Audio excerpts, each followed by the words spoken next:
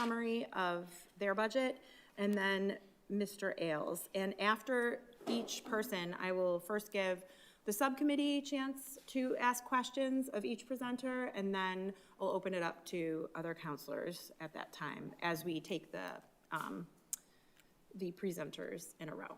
So with that, Mr. Perry, we would welcome your presentation and your summary. And thank you, we all received a memo which spells out a lot of what I presume Mr. Perry is going to say, and I hope we all had a chance to review that because it was very informative this year. Thank you, Madam Chairwoman, and members of the committee, as well as the rest of the City Council. I come before you tonight with my annual oral presentation on the FY27 budget as presented to you by Mayor Cahill. As the chair correctly indicated, I forwarded to you a report of my thoughts and findings a couple of days ago, so I hope you had an opportunity to look into it. But if I may, Madam Chair, with your permission for the next several minutes, go over some of my findings, my thoughts and opinions, and we'll go from there. Some of my comments are going to be sobering. It's not going to be easy, not only certainly this year, which you already know a little bit about, but when we build budgets, when budget building goes on, it's not just a one-year event, it's looking into the future as well. And it's important that we understand that, and I'll comment about that near the tail end. I start off with good news, though. The budget as presented by Mayor Cahill is in balance. Probably, again, I say every year, it's the most important thing I do. And even though the mayor indicated it was balanced, and certainly Mr. Ailes does, I concur with that assessment. Revenues match expenditures. The stress factors in this budget, as we've known and I've talked to you about for the last 2 years, involve collective bargaining, public education spending, the cost of trash, public safety, health insurance, and some other minor issues. The revenues projected by the mayor amount to $180,884,417 of the general fund. It's $7,168,004 more than FY26, or a 4.12% increase. The levy limit increased by $4,835,589, or a 3.57% increase. We no longer have excess levy capacity that we enjoyed a few years ago, as that is now gone. The growth, we got lucky this year a little bit. The new growth is projected at 1.9 million. I really pushed back on Mr. Ailes on that one a little bit and even had conversations with the assessors' offices. Where we got lucky is they did a good job. We added close to $1 million in utility assessments that we were able to garner this year. That was a significant thing, will be part of the levy going forward. But keep in mind, the 1.9 million is an anomaly. With new growth, we're traditionally around 1.2, and it's not something you should count on in future years. So this year was a good year, and it certainly helped tremendously to close the gap with regard to the budget. Our overlay is at $500,000, a little bit higher than other years. As the council knows, the City Council approved some exemptions. I think it was for veterans and things of that nature. So it means it's going to be more costly for the taxpayers, which means the $500,000 would be necessary to be placed in the overlay. And I deem that appropriate in nature, and I think it should cover the costs. The local aid version, the mayor is using the House version. Chapter 70, is increased by $713,760, more than the current FY26 numbers. I did a careful review of local receipts. That's your motor vehicle excise, rooms, meals, tax, things of that nature. There's a long list of them. They are appropriate in nature. They're done in a fiduciary responsible way, and I'm comfortable with the assessment that the mayor has provided to you. One of the new things excuse me. I saw the mayor do that with water in the past. One of the new things we did get this year, which was a good thing, and Mr. Ailes can talk a little bit more about it when we get into it, we got $700,000 of utility credits. That also helped the budget quite a bit this year, too. And again, I bring that to your attention, and I reviewed that and concur the money is there. I was a little concerned as your budget analyst. I was worried whether the administration was going to use reserves to balance the budget this year. I had heard some comments as we went through some of this process, but I'm extremely pleased to report that the administration is not using reserves to balance the budget. That is a very poor practice to use reserves to do that. You need reoccurring revenues to match reoccurring expenditures, and they did not do that, and my compliments to the mayor on that. Using reserves is something that is detrimental to the bond rating, and in conversations with our finance director, he had a call, I understand, last week with the rating agencies where they actually asked him, and he can relay this better than I am. It's my understanding there was a conversation, are you guys using reserves? And he said, no, they were not. So the rating agency was pleased to hear that. With regard to water rates, the water rate, water and sewer rates, the water rate is going from 425 to 442 per cubic feet. The sewer rate is going from 729 to 776 per cubic feet. The combined new rate is $12.18 per cubic feet, or a 5.54% increase.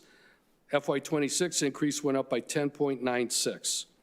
The Salem Beverly Supply Board, the water folks, are billing us at $5,746,000 for a 4% increase.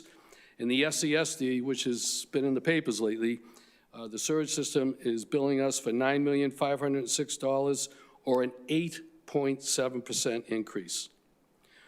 As you know, and it's certainly well known to the council and to a lot of the community, the mayor came before you asking for a little over $5 million in new trash fees.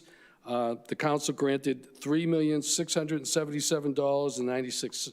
$3,677,096. Sorry about that. So the new trash fees amount to an increase of a little over $2.4 million. The general fund is subsidizing, as you all know, by $1.4 million. I would caution you, I know we've had some some discussions about, because you still need to take your second vote.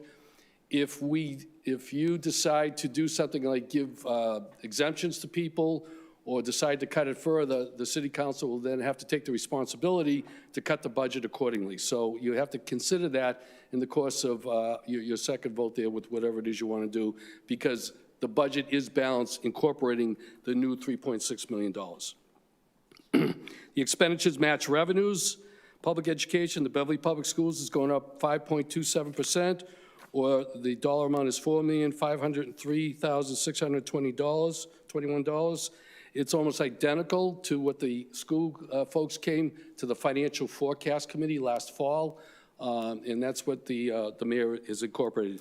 I am aware that the majority of the school committee asked for even more additional money. Those funds are not incorporated in the mayor's budget. The vocational education is increased by 17.4%, or $689,801 increase from the current fiscal year. Now, I need to talk a little bit about this, and I've been talking to you all about this in the past several years here, but I want to bring to your attention when I talk about a structural deficit, I'm going to be very specific of what I'm looking at least in this one case here, and there's others as well. The two educational factors of vocational education in the Beverly Public Schools exceeds the entire levy limit of the city of Beverly by $357,833. This is not sustainable going forward.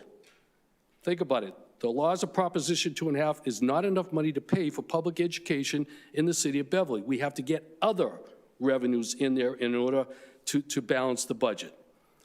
If you add to that equation that both charter school sending and school choice sending, which is our assessments on the cherry sheets, adds almost another $750,000 on top of that $350,000. So quite frankly, the spending for public education for Beverly Public Schools, Beverly Public Education, is over $1 million more than the levy can sustain. It is not sustainable. You can't afford this. I have been talking to you about the vocational education. I want to bring to your attention, which is in my report, that in FY23 regarding vocational education, it increased 21.4%. In FY24, it increased by 25.7%. In FY25, it increased by 23.8%. In FY26, it increased by 10.8%, and in FY27, as I just articulated, it increased by 17.4%. This is math. I understand the policies, I understand how important the education is, but this is about math. The ability to increase by 17 or 25% any line item, it just doesn't work. You don't have that type of money. And you have to start considering what you're going to do, and certainly with regards to vocational education. And I'm advising you as your budget analyst, we've talked a little bit about this privately and publicly, that the time has come that you need to address this from a policy perspective. And I'm recommending to the City Council that between now and you do your financial forecast in November, that you have a conversation with the mayor and the school committee to discuss the viability of increasing vocational education at this rate, because if you continue doing this, you will have to cut municipal services. It's just the math doesn't add up. Also, with regard to the Beverly Public Schools, which I understand that, the needs down there, but in FY23, the budget was increased by 6.1%. In FY24, it was increased by 4.7%. In FY25, it was increased by 7.7%. In FY26, it was increased by 9.1%. In this current fiscal year, FY27, the mayor is requesting a 5.2% increase in the Beverly Public Schools. Again, it's about math. Those percentages do not equal 2.5%, and even though our revenues are going up by around 4%, this is where your structural deficit comes in. We're spending money that is not sustainable going forward, whether it's schools, health insurance, public safety, it really doesn't matter. But I have these numbers, we've been talking about it. I think it's important to bring that to your attention. With regard to the Beverly Public Schools budget this year, and I spent the whole afternoon down there with the school business manager, who I think is an extremely talented woman. They're adding 1 FTE to the equation, as I understand it, and I'm sure when the schools come in, they'll be more happy to explain some of that. I understand there's reallocations between teachers and paras, and they'll get into that, but there was 1 more addition. On the municipal side, you heard the mayor the other night with the services he's looking to cut. They're reducing on the municipal side 18.82% positions on the municipal side. And the mayor and Mr. Ailes, I'm sure, can get in depth with that. I want to bring to your attention, as I wrote to you in the report, what some of the things are, which the mayor has already talked a little bit about.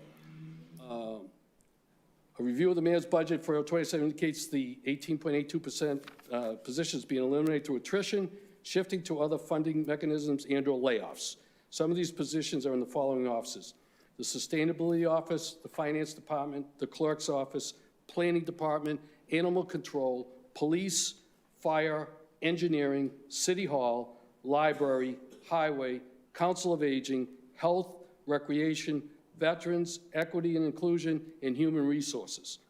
In all, the mayor's proposal impacts approximately 26 municipal staff. Other services reduced above and beyond FTE counts that are reduced or eliminated in the mayor's budget are the mayor's recognition awards, training and conferences, membership fees, advertising, workers' comp consultant, Council of Aging, transportation, healthcare savings due to FTE reductions, field bathrooms, the Cape Ann Transportation, known as CATER, the police accreditation fee, accounting and health consultants, Main Streets, and certain debt that the finance director was able to handle with regard to our financial advisors. All in all, you can see that what has occurred, at least during my tenure here, the mayor's policy is to fund as much as he can the public education, and he kind of reduces the municipal side accordingly to balance the budget. So, a couple of thoughts here. You get some challenges going forward. The FY27 budget, again, is balanced, but there is structural deficit, as I articulated to you. There is no more excess levy capacity. It's gone. We've used all the 2.5. We've used all the new growth. And I stand here and tell you tonight, there's no more money to be had that I can see in the budget anywhere. The only 2 areas that I can see where you could potentially add to this year's budget, or you may want to consider it for future years, as you know, we've already had 1 meeting on it. You could raise trash fees by $1.4 million. I am certainly not suggesting or even recommending that, but that's an option for you. And the only other option that I can see, and we did this historically, it happened during my tenure here, the school department used to charge afternoon kindergarten fees. Other communities do that. I did some analysis working with the school business manager on that. It could be anywhere from $750,000 increase of revenues to the city if the school committee wants to do that. If you charge for approximately $3,000 per student, or if you charge like they do in the town of Marblehead at $6,000 a person, you could generate $1.5 million. It has been suggested, which is true, that we could lose some local aid if that were to occur. That is accurate. But we did an analysis on that. You would lose approximately $28,000 given the number of students. So it's really a minimal dollar amount if it was to be incorporated. Other than that, I have no other knowledge of where any additional revenue could occur to advance any services that the City Council may want to consider moving forward. With regard to FY28, and this is important to me at least, the Financial Forecast Committee has estimated $7.1 million deficit going forward. Now, that needs to be updated. I'm hoping it's going to come down a little bit. But I don't think this year we came in pretty much spot on at 3.9 million, and I believe it's going to be higher. So the message I'm sending to the City Council and the city as a whole, next year I believe is going to be worse than this year. It's going to be even more challenging here because you don't have the levy limit to sustain the services that the city has become accustomed to in this area. And I also bring to your attention, which I also reported on to you, that there's a huge storm on the horizon for us bean counter people here.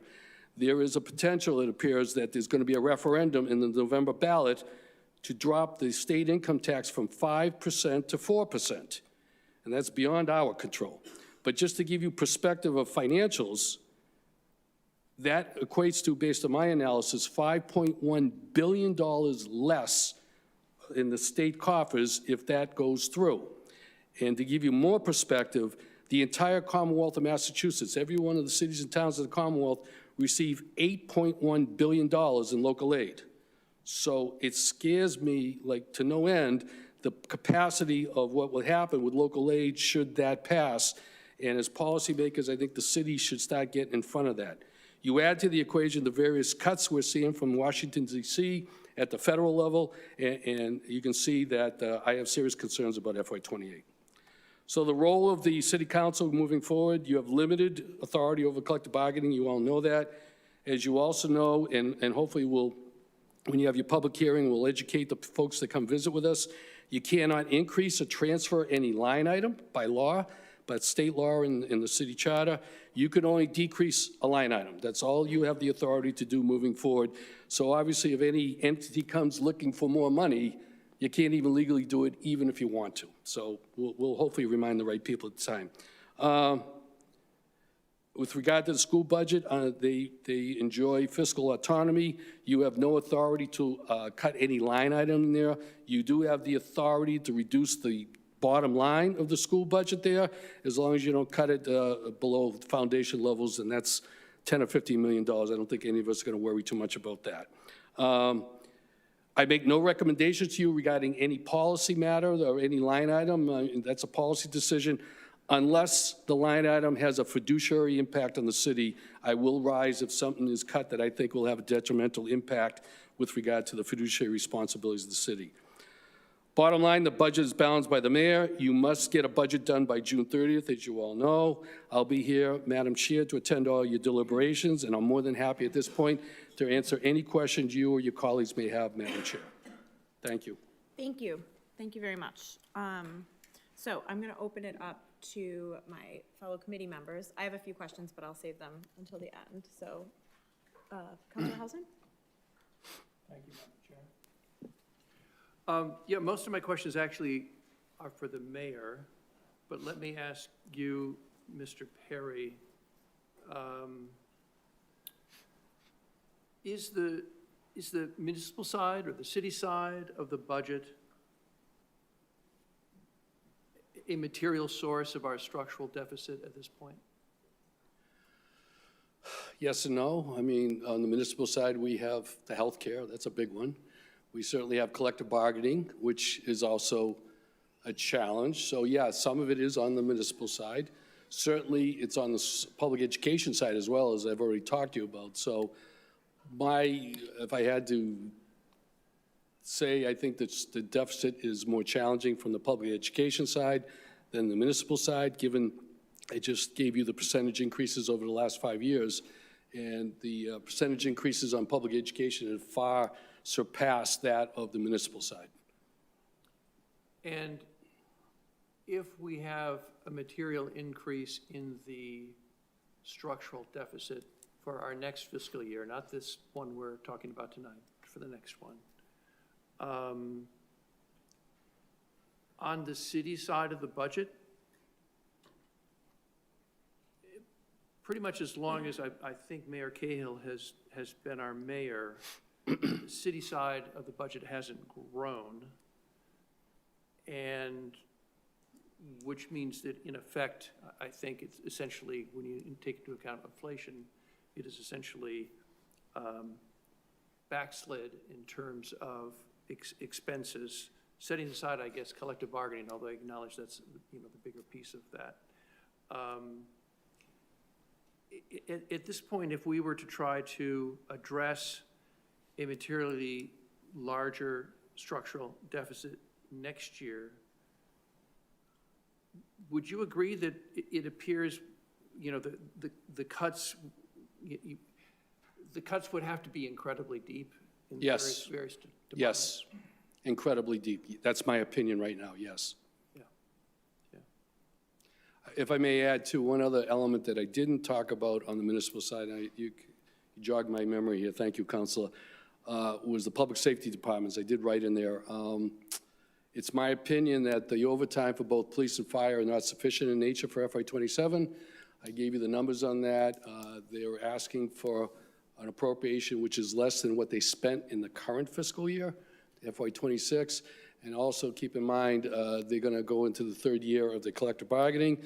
With the benefits and the salary increases, anywhere from 4 to 6% across the board. And as you know, in the last couple of years, we've had to come back for supplemental appropriate transfers to bail out the public safety department. So I encourage you, Madam Chair, and your colleagues, that when the police chief and the fire chief come in, that you have a honest conversation. I think what you may hear is they're hoping that will get them through if nothing unusual happens. Yet history shows that they're going to have problems. People are going to get hurt, or sick, or whatever the case may be. So I encourage you in the strongest of terms, when the police chiefs come in, and even you can talk to the mayor tonight with him here, that we talk about that. It's something I left out of my presentation. Thank you. I may have more questions later, but that's Sure. it from me at this point. Thank you. President Flowers? Yes, thank you. Thank you very much, Mr. Perry, for your report here, but also for the information that you had sent to us, which you've now relayed verbally here, so it was very helpful.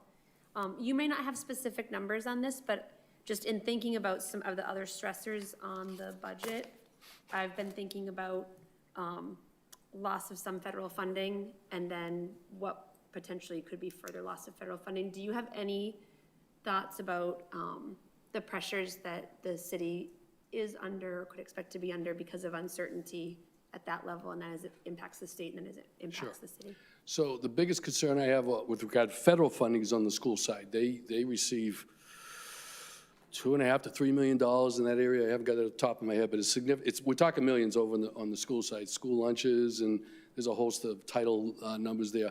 So the stressor on the federal budget, from the federal budget, my biggest concern is with the school folks, because I think that is the biggest challenge if we get cuts from there. There is some smaller numbers on the municipal side, but nowhere near as much as the school side. Thank you. That's been my impression as well. And then just, you've identified some of the stressors on the school side of the budget, and so just thinking about that additional stress, it raises concern for me, Yes. certainly. Thank you. Yes. Councilor St. Hilaire? Thank you, Madam Chair. I have a comment and a question, if that's all right. Yep. I guess, Mr. Perry, my understanding is we're not making a transfer to the stabilization fund this year, and you made some comments touting the administration's not using reserves this year. I would make the argument that if we're not putting money into our reserves, that money is being used, that would be reserves, right? So whether we're splitting hairs or not, I just want to make that point. And I guess my question, I think we agree spending's outpacing revenues, right? And that's the big problem. I guess a lot of the frustration I hear about the City Hall project, about raising the trash fee, is it doesn't feel like the administration is pursuing a lot of cost control measures. You mentioned health insurance, renegotiating our health insurance, looking at the use of consultants, looking at the budget. You heard the mayor talk about reducing the farm's library hours and cutting police, but he's still got his positions in the administrative offices, right? You got your constituent services director, still got the DEI position. Could you speak to, and I guess in your memo, you highlight this as well, you talk about the options before policymakers, and you mentioned cutting services, increasing fees, and proposing a Prop 2.5 override. Why are those the options that you consider to be the best options available, and not looking at something like a $30 million City Hall project, or looking at some basic cost control measures like management hiring freezes, salary freezes, and travel freezes, and eliminating consultants, and renegotiating health insurance? Why are you not recommending those things?Hy are you recommending a Prop 2.5 override and raising fees? You must have a different memo than I got. I never recommended a Prop 2.5 override. Challenges facing the community next year, Beverly policymakers will have to decide on whether to continue cutting services, increase fees, or propose a Prop 2.5 override. I did not recommend it. I said you'll have to consider it. Why would we not consider reevaluating City Hall and reevaluating cost control measures in city government? Sure. And Happy to answer renegotiating those health questions, insurance. Council. Happy to answer those questions. So with regard to the City Hall project, we talked a little bit about this. I'll say it again. As the city solicitor advised you, the only one that can really come to you to rescind it is the mayor. It's my understanding, number one, he's not going to do that. I haven't heard that. Have you recommended that? Again, may I finish, please? He's the only one that can come before you is the mayor. It's my understanding he's not going to come before you with this. Secondly, we've already spent $3.5 million on this project. Third, there is $2 million set aside in debt to pay for various contracts that are upcoming with regard to that, and there is no $2 million available because a lot of that money is already spoken for on contracts that would have to be broken if you could be successful in getting the mayor and your colleagues to vote on that. Fourth, if you were to do this, I've never seen this, but my experience tells me you would jeopardize the bond rating if we attempted to do this. If you reduce our bond rating, it's going to get even more expensive with regard to borrowing costs going forward, and we do borrowing all the time. With regard to a lot of the projects, the line items you've articulated, and you said it, you're absolutely correct. Let me read it to you again, just to refresh your memory. The mayor is cutting things like mayor's recognition awards, training and conferences, just as you said, membership fees, advertising. He is cutting some of the very things you said. He did not cut, in fairness, he did not cut his sustainability position. I mean, the constituent, sir, thank you.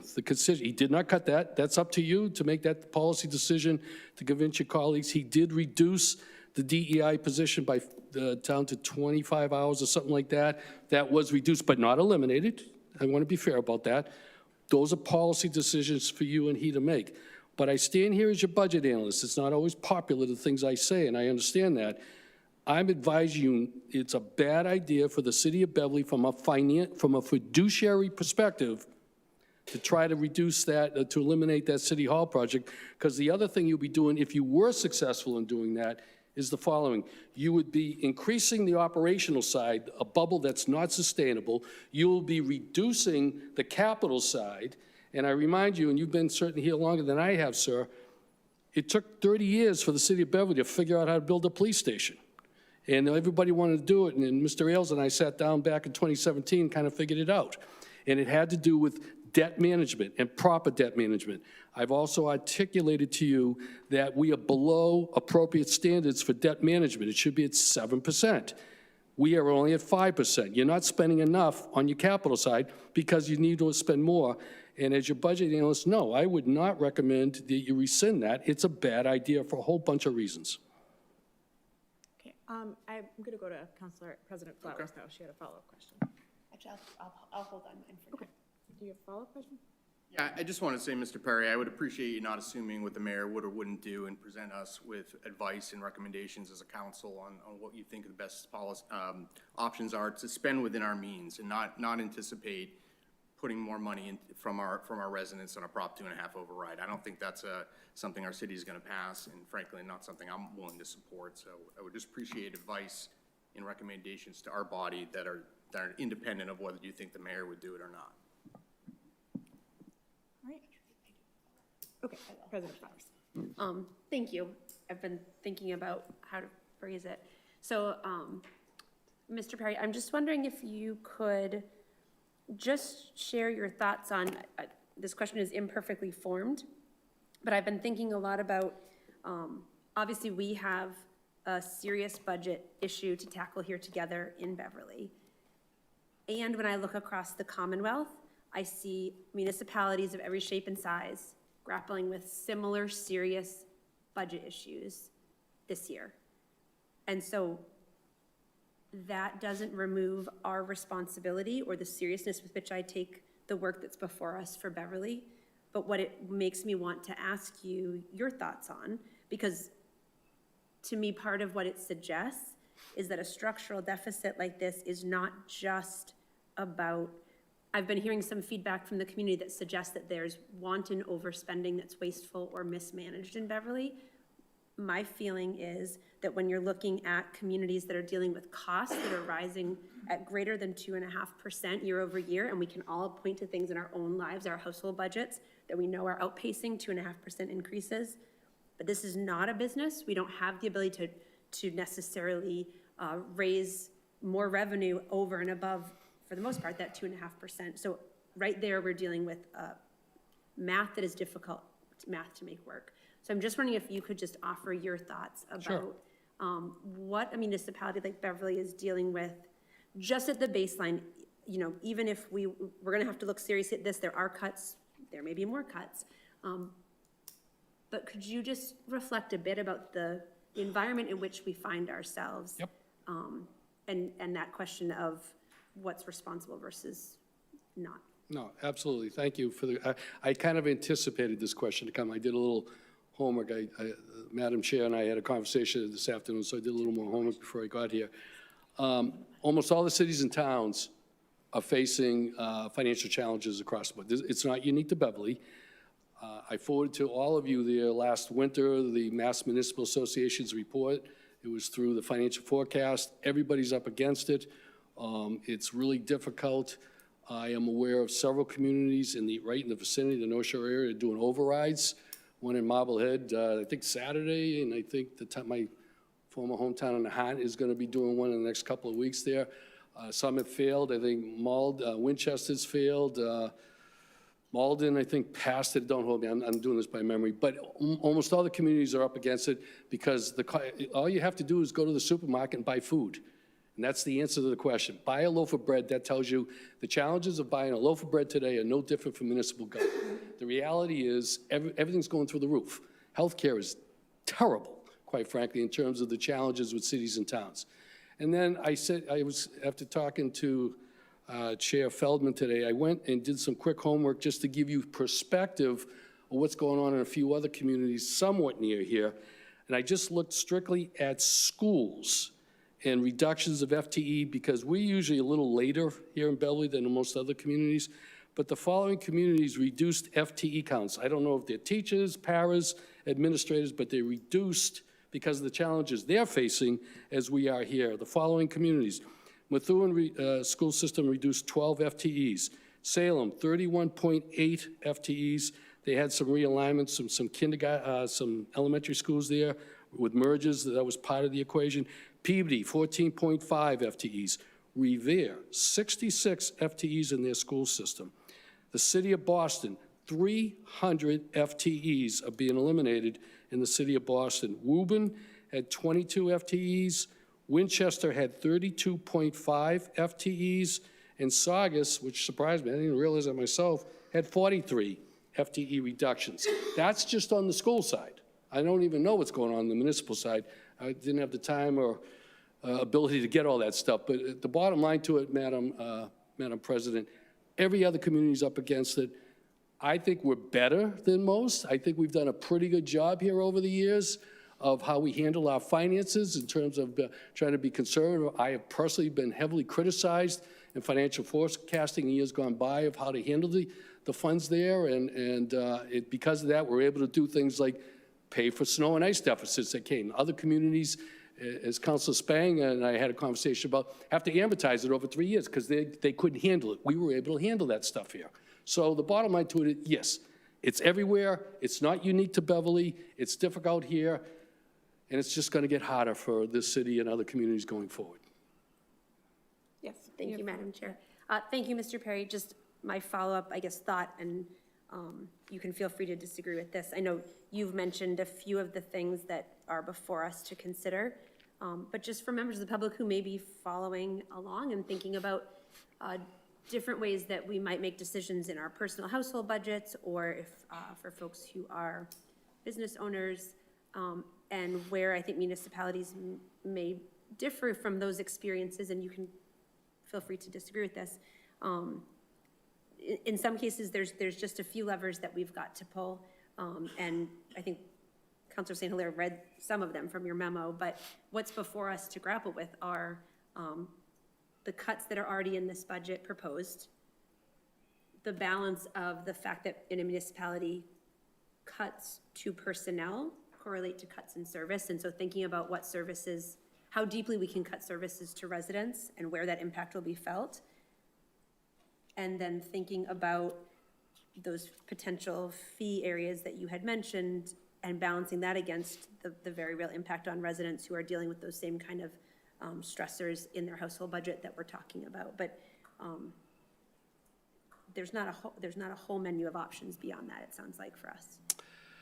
No, that's why I put in my memo, I didn't recommend an override here. I said if you want to maintain level of services, you need to consider raising revenue, and the only revenue you can raise is the tax levy and certain fees. And that's a policy decision for the mayor, for the city council, the school committee, and the residents' community to go forward with.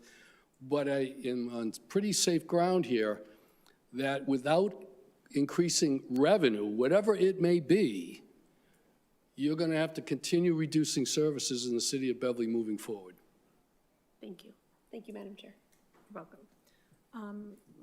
I'm just gonna, I have one thing to say in tandem with what President Flowers was just asking.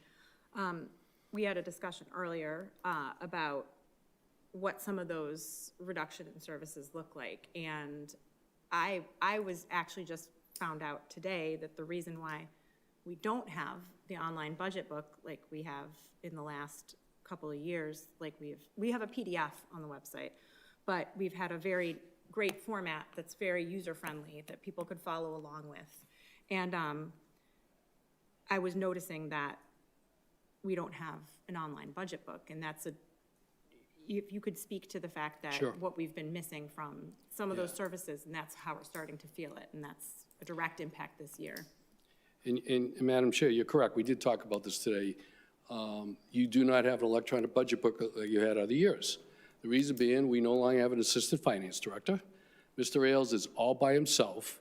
The work he does down there, and a budget of over $200 million, if you go next door to Salem, there's 3 or 4 FTEs working on the budget. He's all by himself. I actually had a conversation with him. It would violate the tenets of the charter. I felt so bad for the guy. I was wondering if I could roll up my sleeves and help him out, but I can't do that as the budget analyst. I'm supposed to be independent and keep an eye on him, and the mayor as well. So the bottom line to it is no, he was unable to get that. I think he's going to try to get it. I don't want to speak for him. And we also, as we discussed, he has been unable to get you your capital expenditure report, which is due in February, because the fact of the matter is, again, he's up against it here. I have been in his office numerous times. I see what he's going through. As a finance person, he is understaffed. He lost that. He also lost his longtime city auditor. He did hire a new person, but he also had to reorganize the office in such a manner as just to keep the day-to-day operations, paying the bills, doing the payroll, collecting the taxes, things of that nature. So it's difficult for him, and quite frankly, I was worried about his health a little bit. and he'll tell you otherwise, but bottom line to it, these are the type of things that happen when services begin to get reduced, and it's just a small example of what has happened here in the city of Beverly. Thank you. Councilor Houseman? Thank you, Madam Chair. A few different things. One is a very granular question, and I have some larger questions and comments, especially for new members of the council, but just to refresh my memory as well. In the budget book, we have 1, 2, 3, 4, 5, 6 columns with numbers. The final column on the right is the department request proposed by the mayor. Could you give a sense of what might be the most useful column, other than the one, on the far right, for councilors to look at, to sort of evaluate changes over the previous 2 fiscal years? Sure. Well, what I look at, which helps me anyways, is there are actually 2 columns. One is if you go back, it's the 27 department request, as you can see in the column on the right-hand side, and it talks about the percentage change. What I like to look at is the 2026 actual, a little bit in the middle of your columns, and then 2 over the original budget that you approved, for last year. Those are the 2 I kind of compare to look at when looking at the department requests. Okay, thank you. A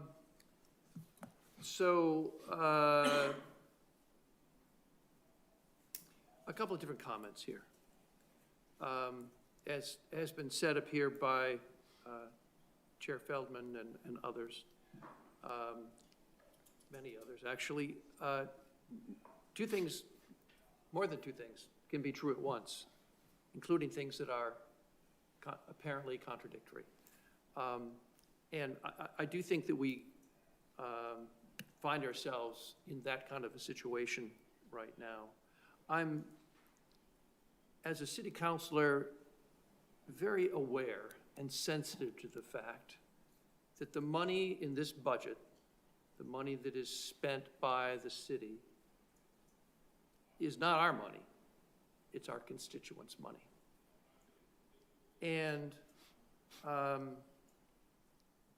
it is the case that one way to approach the dilemma that we are in is cut.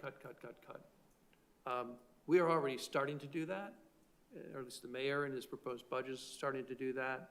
I have no doubt that next year will be even more, based upon what we know today.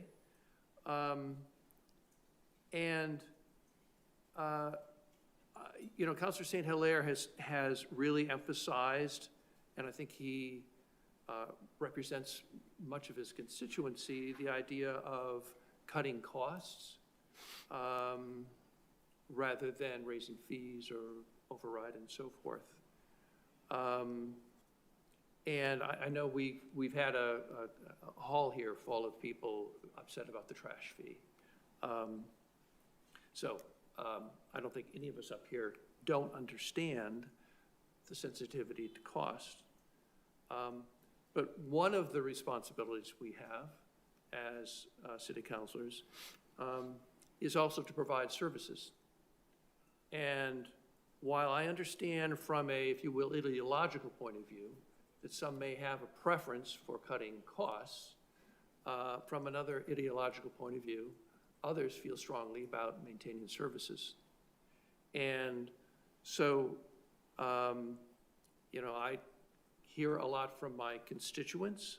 I haven't heard any of my constituents suggest, I'm not sure how many are really following the sort of the granular details of these deliberations, but I haven't heard from many of my constituents yet that we should, to use an earlier example, close the recreation department and the senior services, senior center department.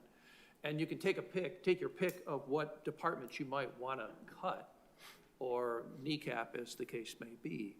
But it's not entirely clear to me that the only answer that we have to our dilemma is to cut costs. It's also clear to me that everyone up here supports our schools. Everyone up here recognizes that part of the value of our community is the quality school system that we have. It affects our real estate values. It affects the individual lives of students and their parents, much less to speak of their teachers. But we have a situation, it seems to me, where likely we will have no way of getting around a situation where if we don't do it this year, next year, we will, like Methuen, Salem, Peabody, Revere, Boston, Woburn, Winchester, and Saugus, just to name a few, have made substantial cuts in the FTEs on their school side. So, you know, we have a dilemma. It's not clear to me that the trade-off between services and costs is a down-the-line clear issue, which some of my colleagues may think is the case and represents their constituency. I guess we'll just have to wait and see as we go through it. I will say that we have financial policies and objectives. They were proposed by the council. They were embraced by this council and by the mayor quite a number of years ago.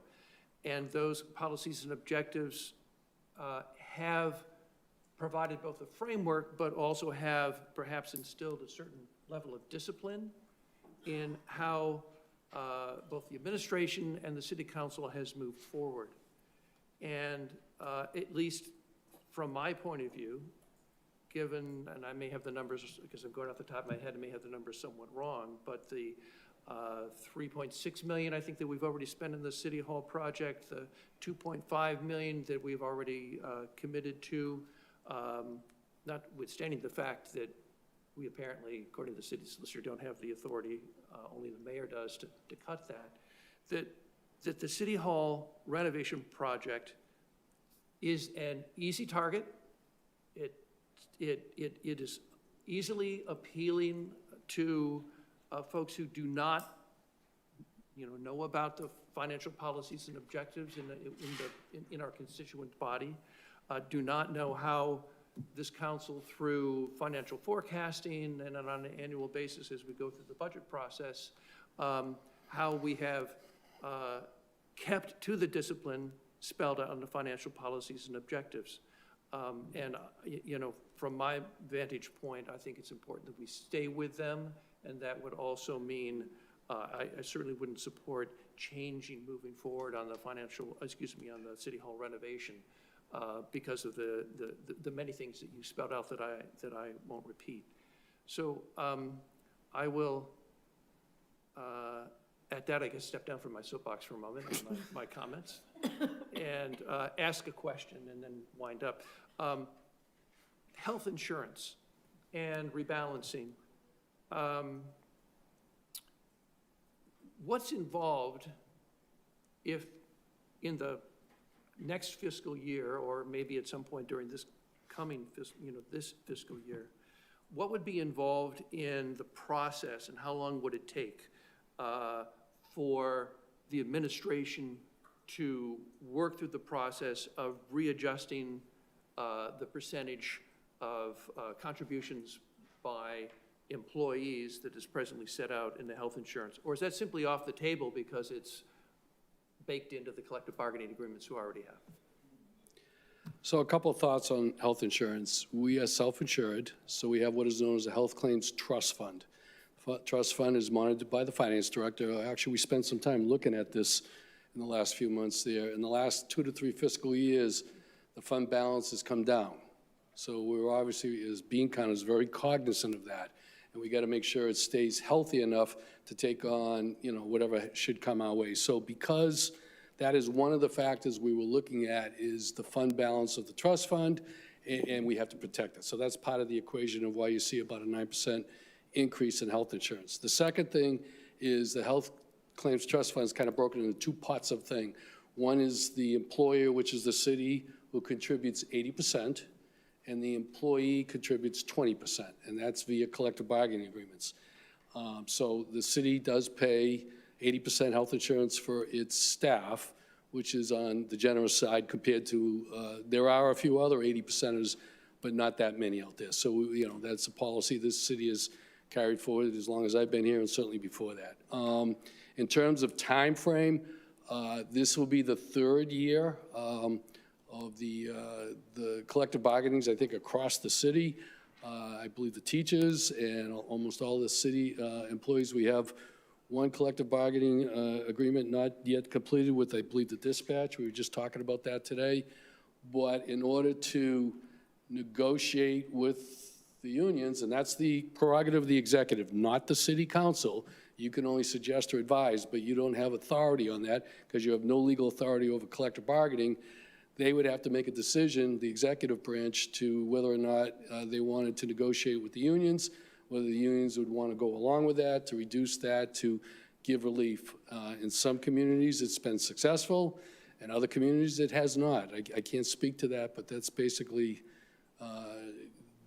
I don't know when they're going to begin collective bargaining, probably sometime after the holidays or something, because the contracts will start ending. So, you know, the mayor certainly could probably answer that question better than I. Okay, thank you very much. Councilor Steinhiller? Just want to comment on the digital budget not being available. I find that totally unacceptable. I just read State Representative Hannah Bowen's speech regarding the transparency bill. She touted the digital budget book as one of her biggest accomplishments as a city councilor and the value that it provided our residents, and I agree with her. Given the interest in the budget over the last couple of years with the school strike, with the trash fee, not having this available to our residents is not acceptable. And I get that you're squeezed in the finance office, but that's because we made choices. We have DEI officers, we got chiefs of staff. Find someone to do the budget. You know, that's what people care about. So I wanted to make that comment, number one. Number two, City Hall, Mr. Houseman, Scott Houseman, Councilor Houseman, it's an easy target because it's a bad project, okay? He was rushed through in January when we didn't know that there was gonna be a huge trash fee. We didn't know that there was gonna be, I'm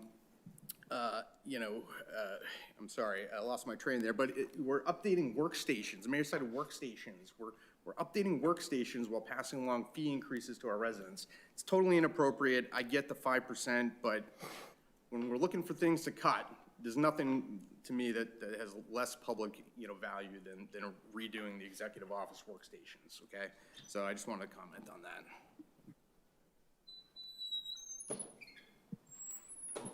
Is there any other questions from councilors?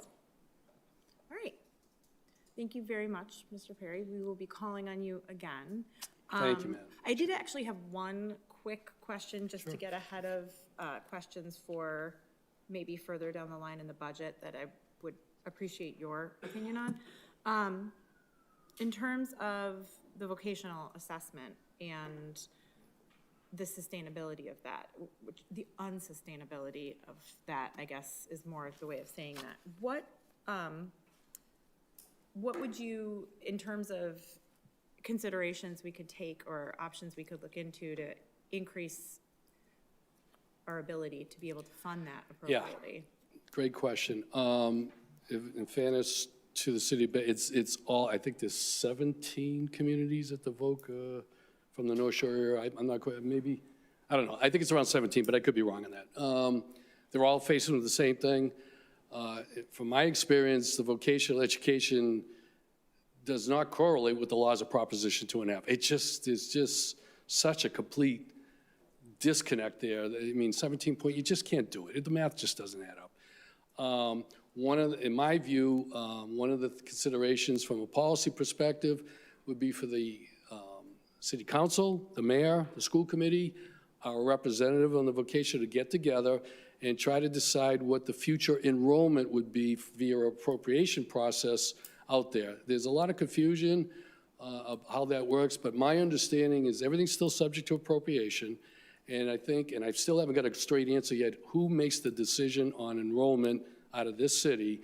But if we got everybody in the room and we understood that, I think we need to consider reducing the enrollment, which will then reduce the 17.4% example. And again, a couple of years ago, it was 25% increase. I think that's something to be considered. You probably need some assistance with the solicitor, your budget people, and everything else. But the bottom line to it, I think a resolution may be, to answer your question, may be an option there.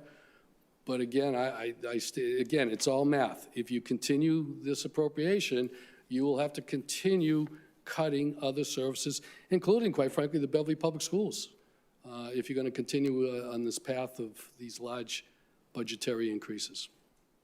Okay, thank you. Yes, Councilor Sonia. Thank you. Sorry, thought of a question for Jerry. So Jerry, I wasn't here in 2022 when I guess the City Hall project sort of first came up as a discussion point, at least for this council. For my benefit, for the benefit of those watching on BevCam, can you kind of walk me through that conversation, what your recommendations were at that time, and maybe how that Sure. vote went and all that fun stuff? Great question, Counselor. Debt management and capital expenditure planning, it's a science almost, okay?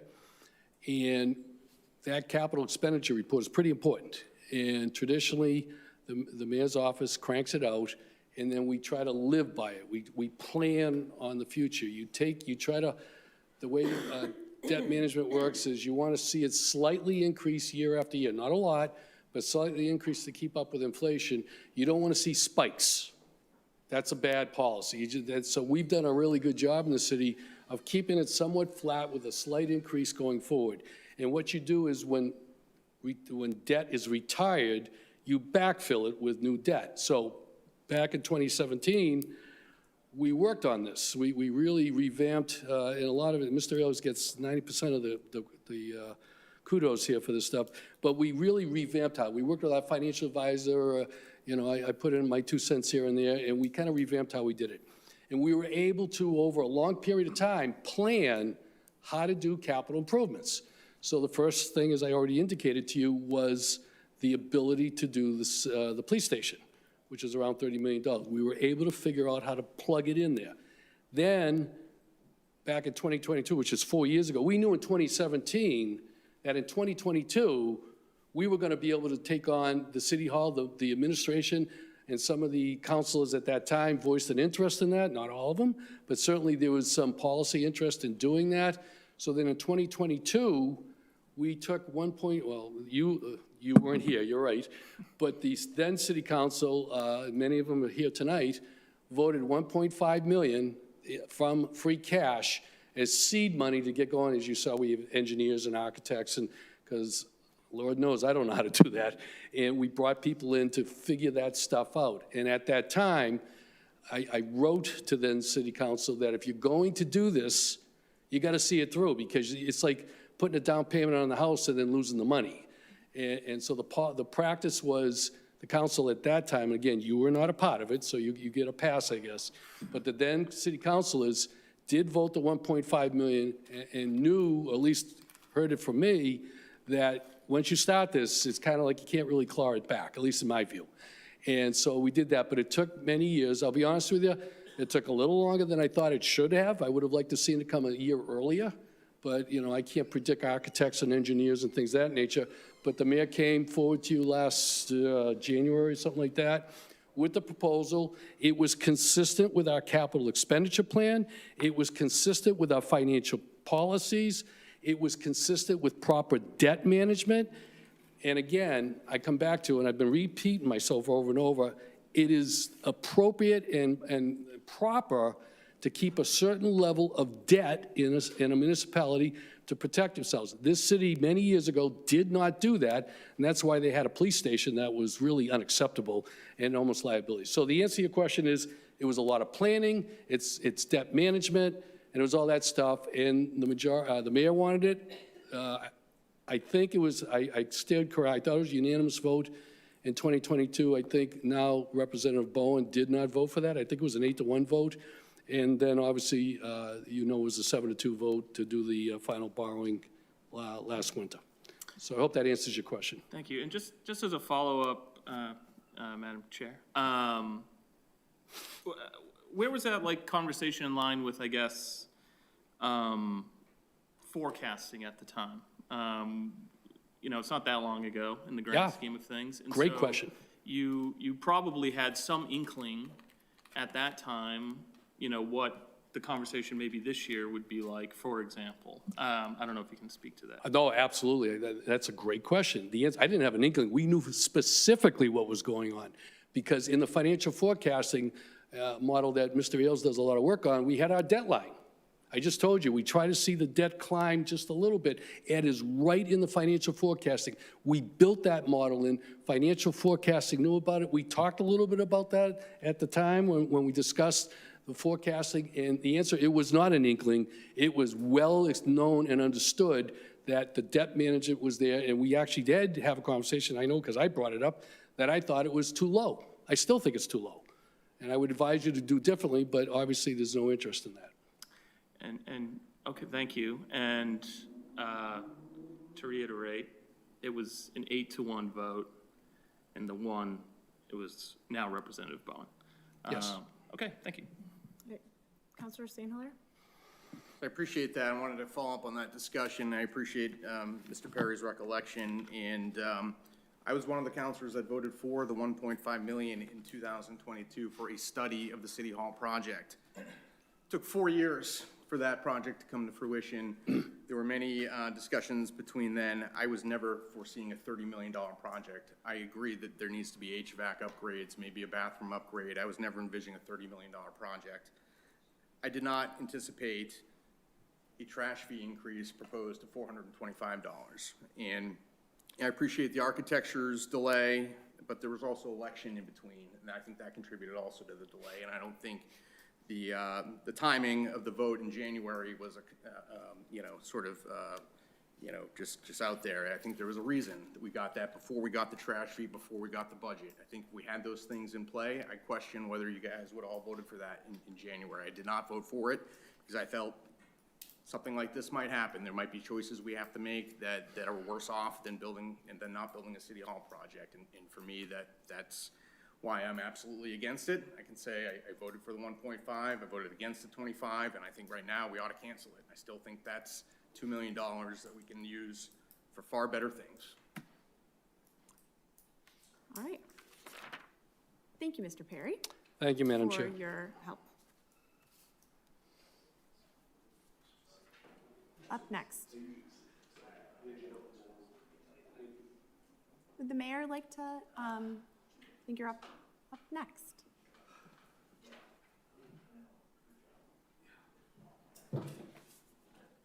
Mr. Perry's water.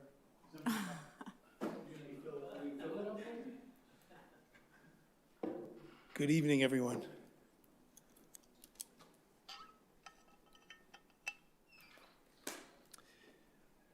So I guess what I might do, if it's helpful, is to just kind of, it's not a long number of pages, the executive budget, but maybe just look at it together. Couple things that you may need a bit of a description on. So Mayor Line, Secretary, Chief of Staff and Sustainability, as we've talked about, we took 2 vacant positions, Sustainability Director and Chief of Staff, and combined them into 1 position. The Sustainability Director was funded last year for 6 months, you may remember, in this FY26 budget. And so, yeah, that was 2 positions turned into 1. Grant Coordinator we've had now for a good number of years, and Ms. Barrett, as Grant Coordinator, brings in a lot of money for our community. She does incredible work. Constituent Services Director, position we've had since 2017. I know that a lot of you call the Constituent Services Director frequently. I know that she is fantastic in responding and supporting and helping residents in their interactions with a lot of our departments and in their need for services. Let's see, the racial justice line, which covers the DEIB position. I'm proposing taking that from full-time to part-time. The Assistant Sustainability Director, as I told you the other night, both sustainability positions were created initially through the incredible goodwill of an anonymous donor who, first in starting the Sustainability Director position, paid 80%, then 60%, then 40% of the cost of the position over 3 years, with the hope and expectation that we would eventually take that on fully in our budget, which we did. And then when we created the assistant position, did the same thing. So what we've done is I've sat with that donor and the person has agreed. There's money they'd already donated to us that we have in an account, and there's additional money they'll be donating that will cover that position salary completely for the next 2 years. Interpreter services that we had hoped to get started, we're going to leave aside, so that's been zeroed out. Sick buyback, you can see that was budgeted at a small number and then it jumped up.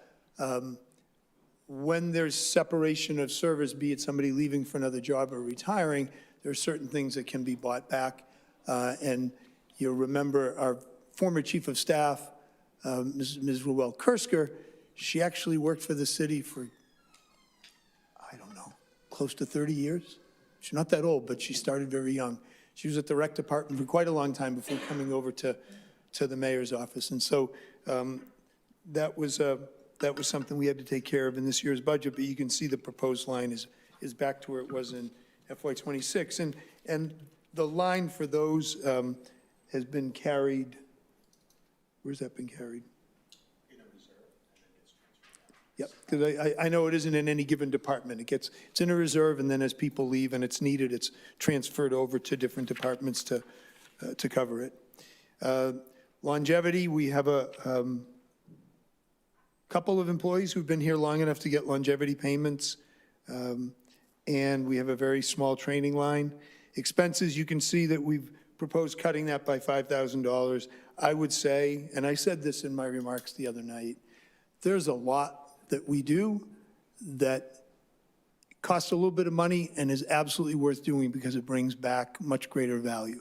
So whether it's a meeting, whether it's a conference, there are expenses that are really minimal in this overall budget, but they're important for, various staff members to go and learn and bring back ideas and make connections with people. And I'll tell you, one of the most valuable meetings that I do every year is the January mayor's meeting in DC, because you're there for 4 days and you're able to connect with a lot of agency heads and agency staff, and you're able to learn from in the many workshops and in the opportunities to just talk with and share and learn from other mayors. And so there's a real value in that. This is a small line, and we've cut it by 27%.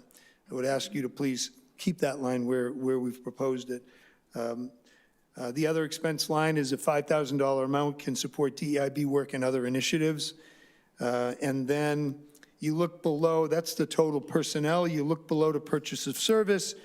We have proposed zeroing out lines that, as I mentioned the other night, have supported for quite a number of years, longer than I've been here, some of the organizations that really work hard on economic growth, economic development, and economic growth in our community. Hate to do this, but they're zeroing out 15, 20, 28.5, so over $40,000 in those two lines. We have kept funding in here for the outreach work, help, and for the City Youth Center, and those are a significant part of our social safety net for adults and kids in the community who have great need. You'll see that there's an actual increase in the City Youth Center line. Most of you know the story well.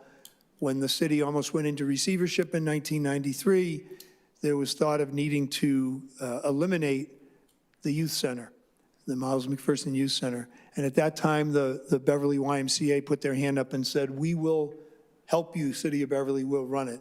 And we've had an MOA in place for more than 30 years, where it's the city's youth center, and the YMCA puts significant resources into running it, and the city puts funds in as well.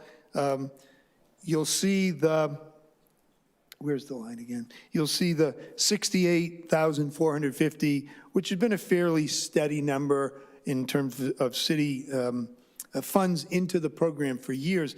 But during COVID, we were able to use ARPA funds and increase that amount.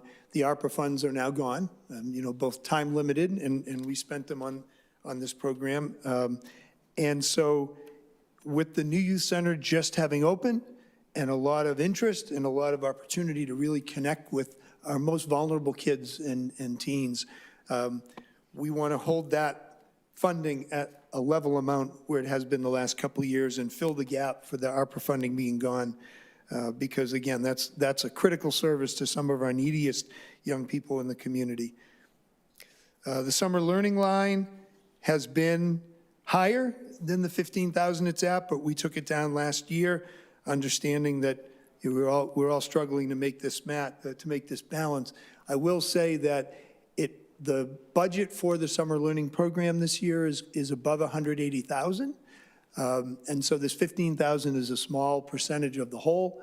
We raised the rest through direct donations and grants, and bless you. And we have been fortunate that we've had both a lot of consistent donors year over year. You may have heard that we also just got a second round of 3-year funding from the Cummings Foundation to help with the summer learning program. We did have a donor who's donated, not every year, but some years, choose not to donate this year. And one of their comments was, we'd like to see the city dollars higher. We'd like to see the city carry more of the program. Fortunately, most of our donors and grantors haven't taken that stance. But this is a modest number, and it's important that we have, as you might call it, skin in the game for building that budget for the summer learning program. I don't want to make assumptions that anybody watching understands what I'm talking about. We started the summer learning program 12 years ago. This will be our 12th summer doing it. It's all Beverly Public School kids. They're going into first, second, or third grade. They're reading. Literacy coaches and classroom teachers have flagged them during the course of the school year as struggling in learning to read and needing this extra help. So we're able to offer a 5-week program with our lead partner, the YMCA, and our really other lead partner, our own Beverly Public Schools. We run it out of Hannah School and the Sterling Center. So the kids get 3 hours in the morning of literacy, they get lunch, they take a walk over to the Sterling Center and have an afternoon summer camp experience for 5 weeks in the summer. It's a great program. And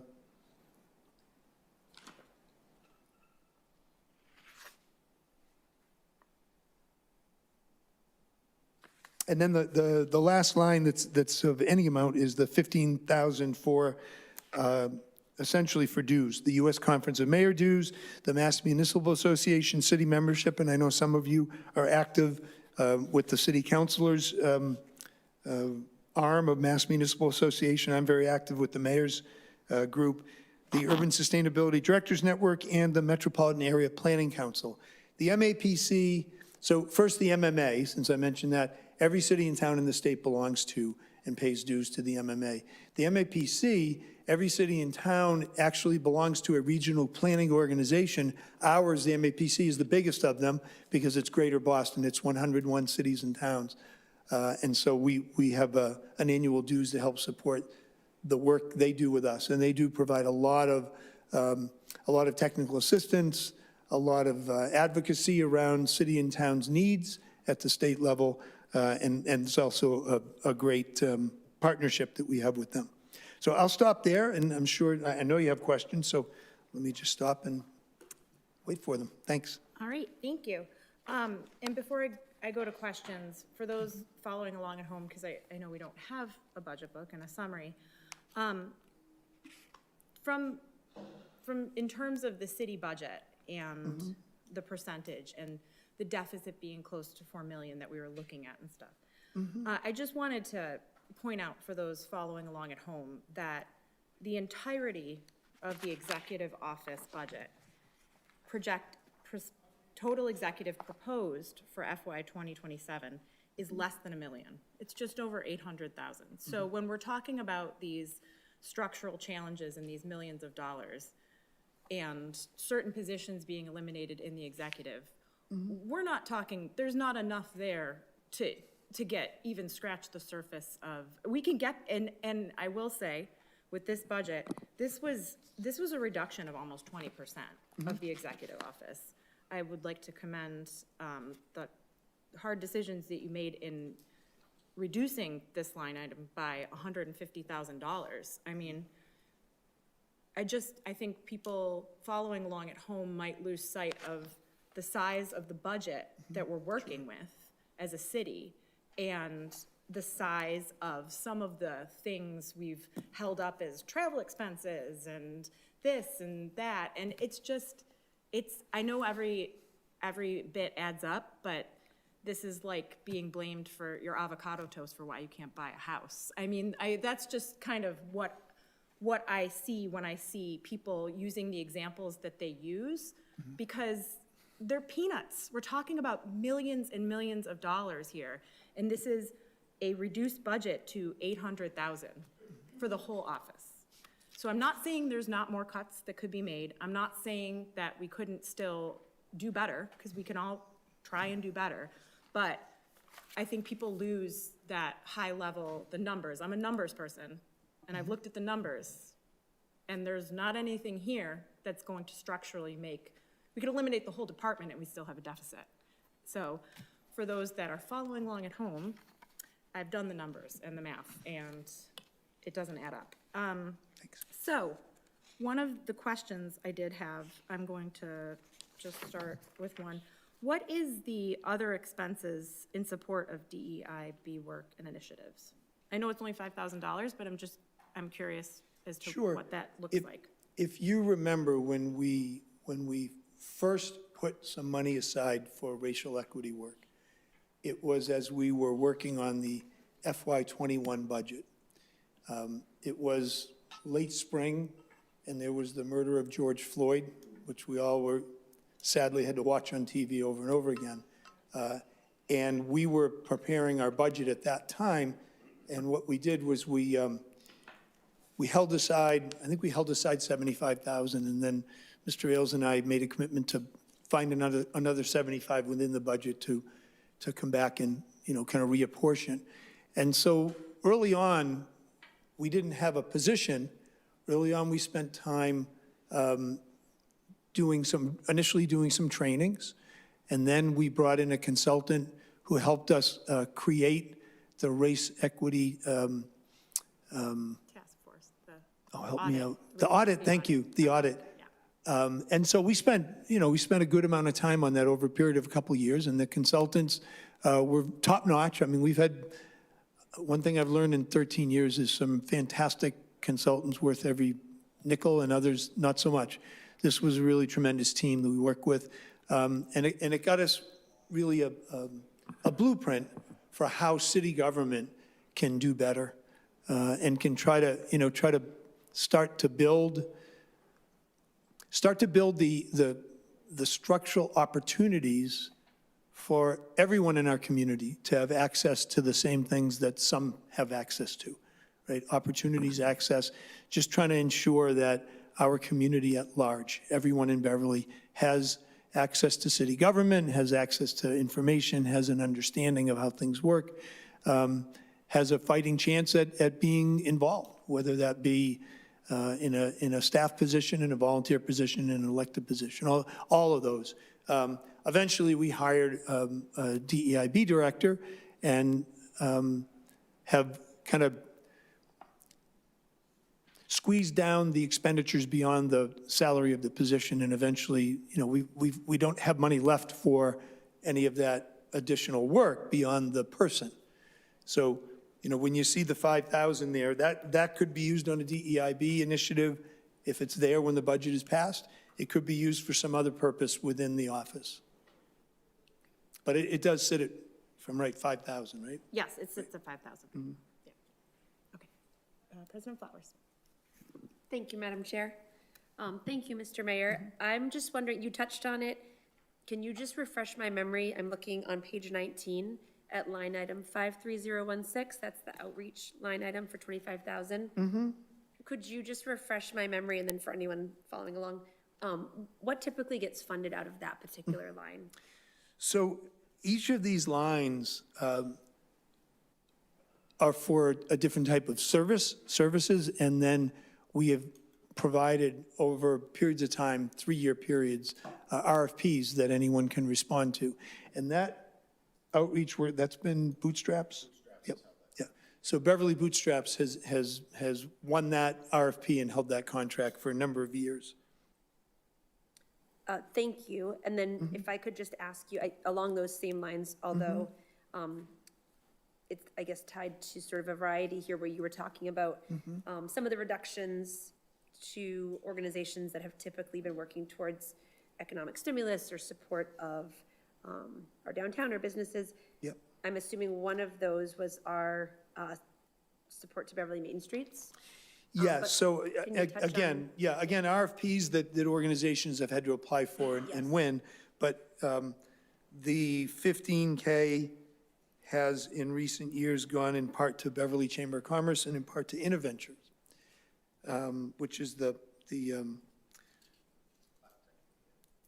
incubator that does great work in biotech and high tech. Beverly Chamber, and then the 28,555 amount that's gone down to zero, that's gone to Beverly Main Streets for a number of years. Okay, thank you. And thank you for mentioning the RFP. I really should have phrased it like most recently historically that has gone to. Yeah. Because I know that's true, that these were put out as RFPs and people could respond. I'm just trying to think through some of the most recent organizations and the impact on those, so thank you. Sure.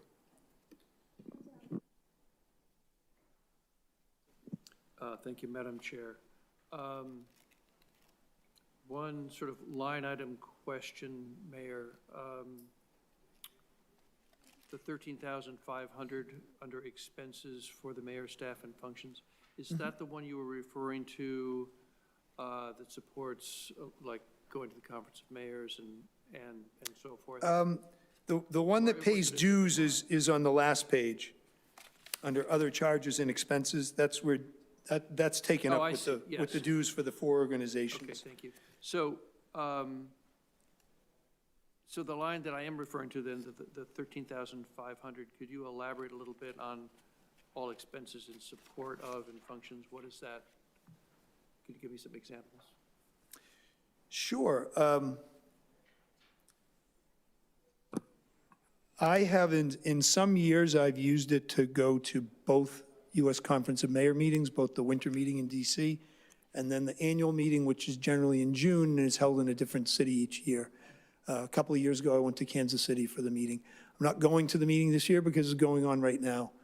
But that, that the funds in this, so, yeah, that meeting's happening right now, and if I tried to go, I would have had to turn around after a day or two there and come back for high school graduation. So not going to that one. But it's also, we've gone to a number of meetings and workshops and conferences in Boston and around, closer around than to travel to another city. Sometimes it covers a parking garage fee. Sometimes it covers taking the train. Sometimes it's covered, holding a meeting of a stakeholder group here locally and putting out some coffee and muffins. So it covers a lot of different things over the course of 12 months. So I thank you for that. I guess my question is to try to understand the 15,000 on the last page that you reference, and this sort of work hand in hand then. The one on the last page, U.S. Conference of Mayors, MAPC, and so forth, those are primarily membership obligations, and the expenses are in support, basically, of using those resources that are listed that we are members of. Yes, yeah, yes, and more, right. Okay, all right, thank you. So I have a question I posed to Mr. Perry. that I want to ask you about.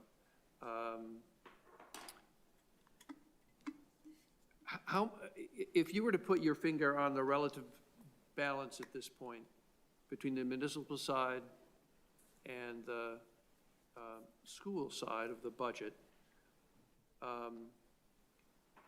and looking at well, I guess the first question is, do you agree we have a structural deficit that we have to wrestle with? I guess that's a sort of a fundamental For me? starting point, yes. Well, sure, yes. You know, as we see, the ability to raise revenues is not keeping up with the cost of delivering on all the critical services that people count on by living in a community and living in Beverly. So, short of fairly draconian cuts to the city side of the budget, as I observed, I think the city side during your tenure as mayor has pretty much been level funded and sort of effectively in many respects, because of inflation and so forth, really has shrunk in terms of expenditures. And this year, at least in terms of, and I want to acknowledge again that in your budget and the executive, you've decreased your department's budget by 18.5%. So that bears acknowledging.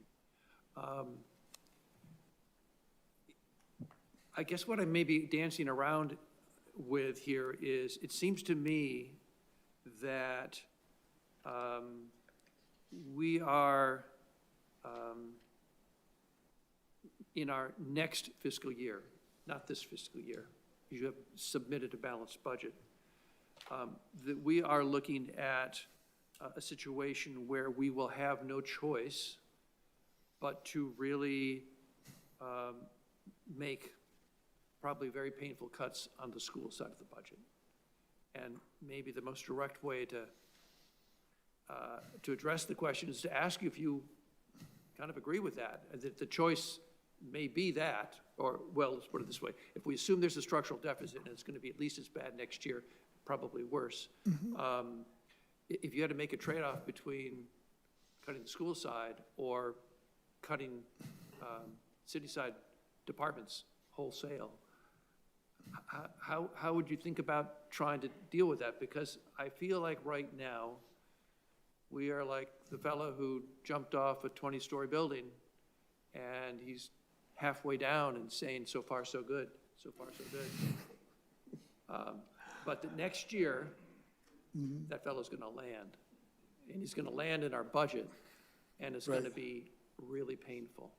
So I'm trying to think, you know, listen, no child gets to repeat the learning that they would have gotten in any given grade school year.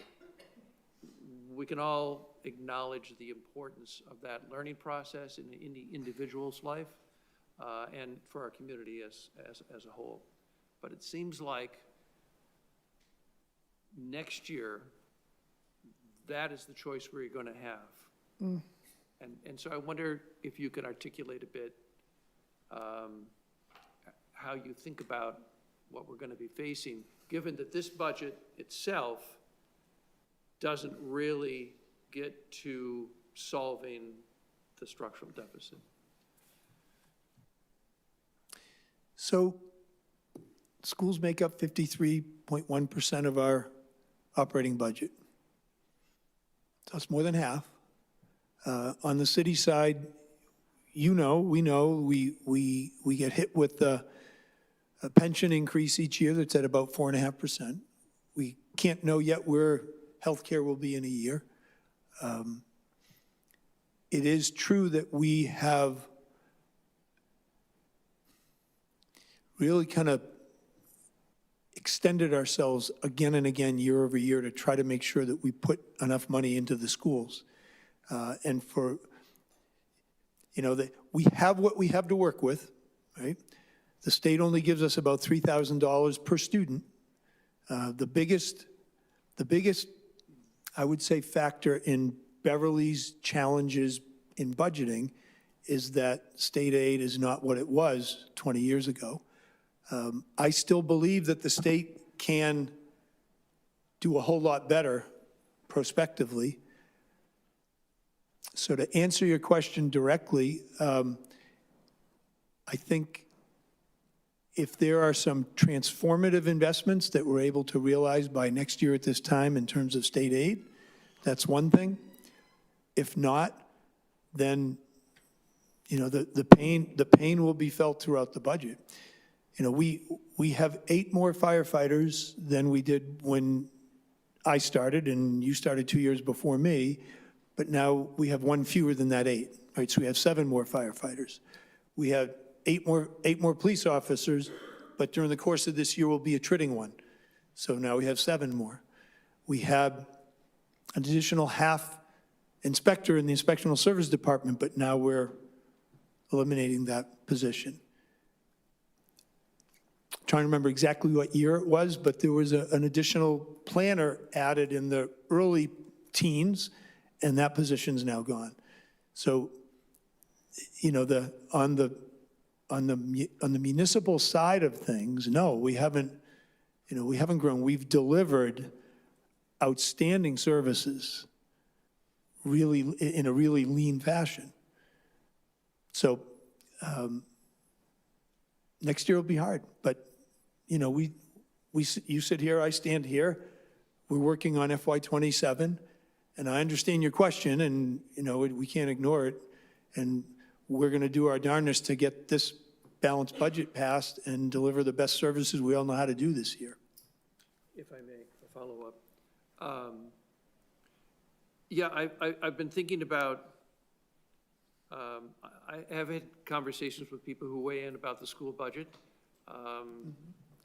And some have advocated for an override. I agree that I don't think there's much appetite for an override process. And so I think that the degree to which we could maybe make a difference is with the state budget. And I guess I would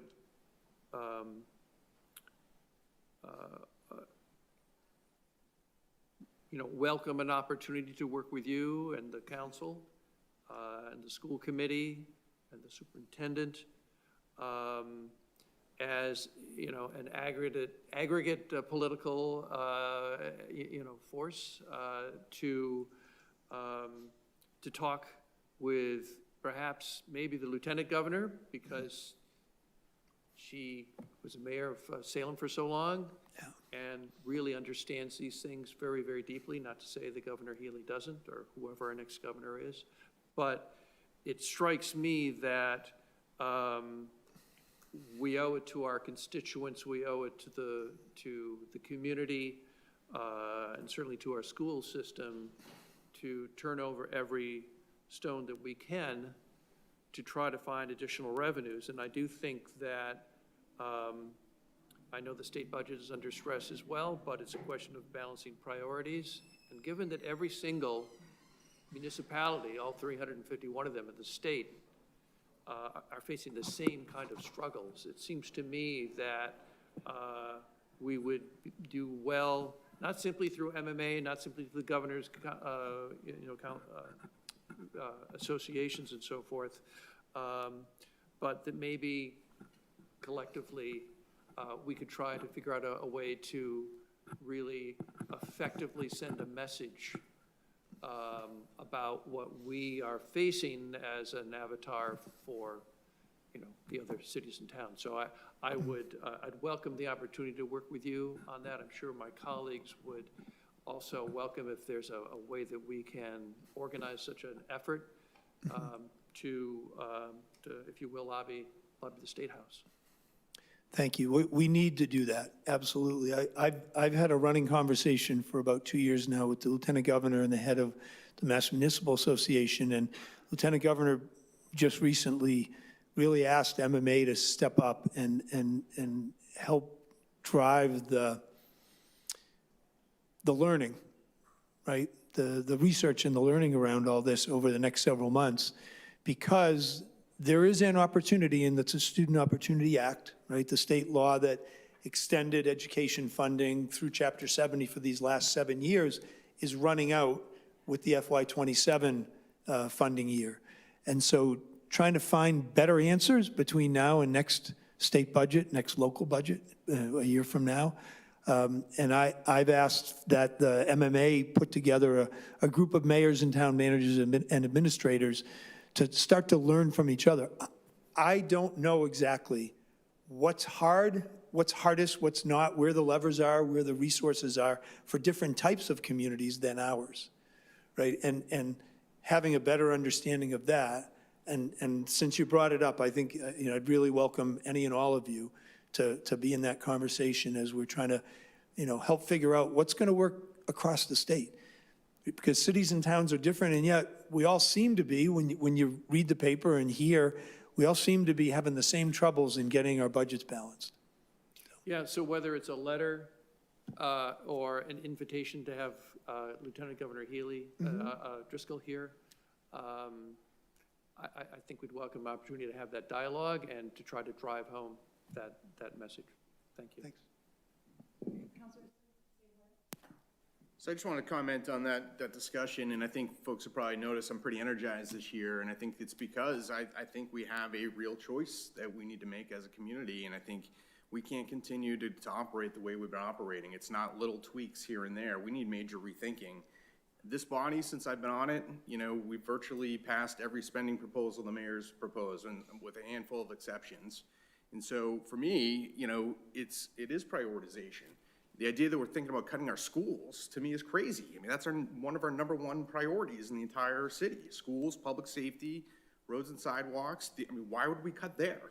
And that's why I look at, everything else is a nice to have. And that's why, I look at City Hall and I think, okay, 5%, everyone wants to be there for debt, and it's important to have that money. But that's the ultimate nice to have, okay? And, when we're thinking about cutting schools, what are we doing? And I think we need to look at the sacred cows. We need to rethink, what we're doing. There is no appetite from our residents. I think if we've learned anything with this trash fee discussion, they're struggling. They're not going to go for an override. They're not going to go for increased fees. They want to see, government focused on the priorities. And that's why, I have questions on some of these positions too. We all support the DEI effort. We were all here when that position was created. We supported the Human Rights Committee. But the position is not adding value to our residents, okay? And to me, that is an easy one. We're talking about cutting police. We're talking about cutting teachers. This position, while well-intentioned, is not adding value. The Constituent Services Director, we all do constituent services work. I've come across this person maybe a couple times. I'd love to know what her caseload is and what she's working on, because it's not stuff that I'm working on, and I deal with constituent services every single day. So for me, when I look at some of these positions, it's not that, again, in a perfect world, I wouldn't support them, but we're talking about drastic things here. We're talking about major increases in fees and taxes. We're talking about cuts to our schools. We can't afford this stuff. I mean, it's all great and wonderful, but the time has come where we need to go through line by line and cut out all the stuff that we've added over the last 12 years that it's nice to haves. We can't afford to have the mayor traveling in Washington, D.C., and Kansas City, and Miami Beach. I mean, that's just not appropriate, whether it's $5, $1,000, or $10,000.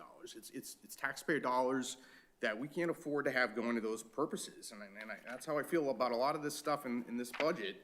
And so I appreciate your comments, Councilor Houseman, but I would ask yourself, what is a cut in service? Is cutting a constituent services aide who doesn't interact with the ward councilor to do any constituent work, is that really a cut in service to my residents? I don't think so.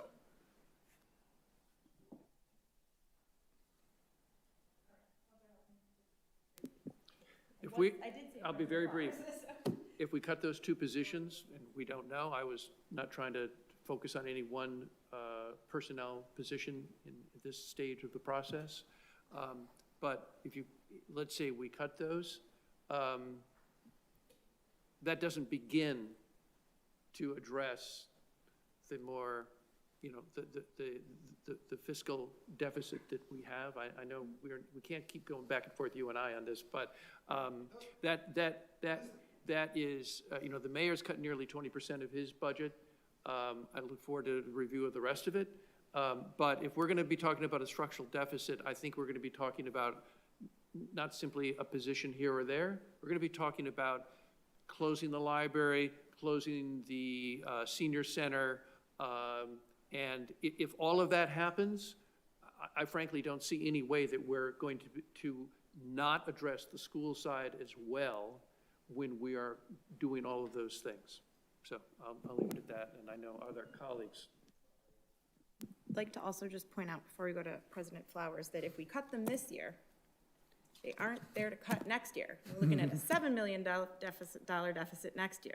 So if we're looking at, like I said, this is $800,000. If we cut the whole thing, then there's not $800,000 to even cut next year to chip away at the deficit. So it's death by 1,000 cuts, and quite literally. Okay, President Flowers. Thank you, Madam Chair. I just wanted to, I guess, add on to this conversation just to say that while we're thinking about what we think or don't think our residents have an appetite for, Councilor Houseman, I agree that we owe it to our residents to try to find every source of revenue that's possible, and I believe that that does include advocacy at the state level. I also believe that when we're looking at towards FY28, I don't think we can decide for the city that there is not an appetite for a Proposition 2.5 override. And I'm not saying that they would or would not pass it, but if we decide to move forward, it's a ballot question. And in my mind, the best way to find out what voters have an appetite for is to let them vote. And so I feel frustrated by short-circuiting that. I think we can't just take it off the table. We've got to look at every single option. We're not going to do that here tonight. But with all due respect, we've heard from some folks who do not have an appetite to pay for the trash fee right now, and I respect that. But I've also heard in my inbox from folks who want to pay the entire trash fee, and I bet many of you have too. And in a city of 42,000 people, we haven't heard from 42,000 people on anything. And 42,000 people will never agree on anything unanimously, and that's part of what makes living in community both hard and wonderful. And I'm sorry that I sound impassioned, Councilor Osmond, it's not directed at you, I just sound impassioned because I feel like we're sort of taking little snippets of information. We have lots of little snippets of information. This budget is a big snippet of information. The financial forecast for FY28 is a big piece of information. And I guess I just want to encourage us to do the hard work this year, but to refrain from taking things off the table for what the solutions might look like, because we think we know what voters would want. I think the best way to know what voters want, ultimately, is to let them vote, and that's a down the road conversation. But I just would encourage us, we're gonna have to look at lots of options to make FY28 work, to your point, Councilor Feldman, Madam Chair. And so in the getting there, I think there's hard conversations to be had this year. I would hate to see us circumvent what we really need to do in the future to really address what is a structural problem. Thank you, Madam Chair. Yes. Yeah, just a quick reply. I guess I should clarify if there's any misunderstanding. I'm not suggesting that we shouldn't allow the community to go through the effort of doing that.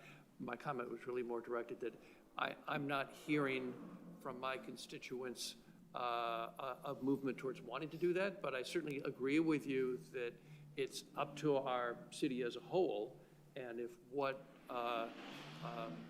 gets put on the table is an override, then by all means, I agree we need to tap everything we can. It was more a reflection that I'm not personally witnessing an appetite in my constituency for that. So that's all. Not that I'm arguing against it necessarily. Yeah, just very quick. Quick clarification, Councilor Houseman. I understood that completely and was not sort of directly targeting your comment.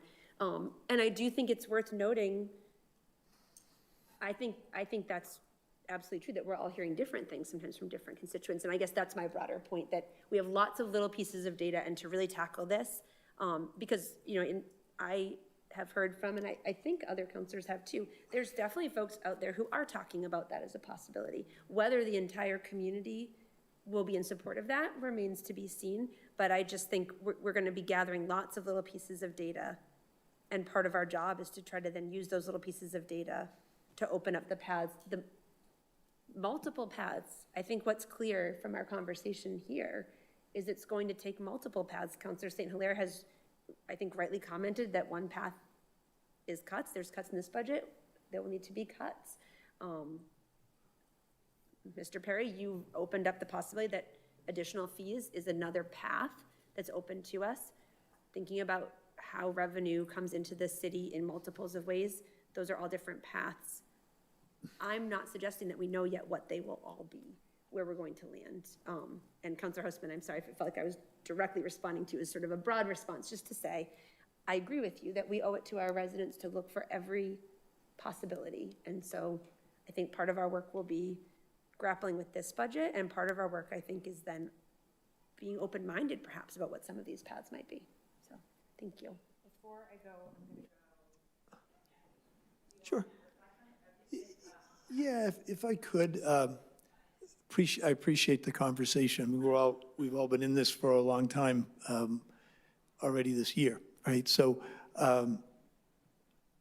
I guess I want to say the proposed budget that's in front of you makes enough cuts to balance the budget, right? Doesn't make every cut that any one or more of you and me and anybody else might look at beyond, but it presents a balanced budget.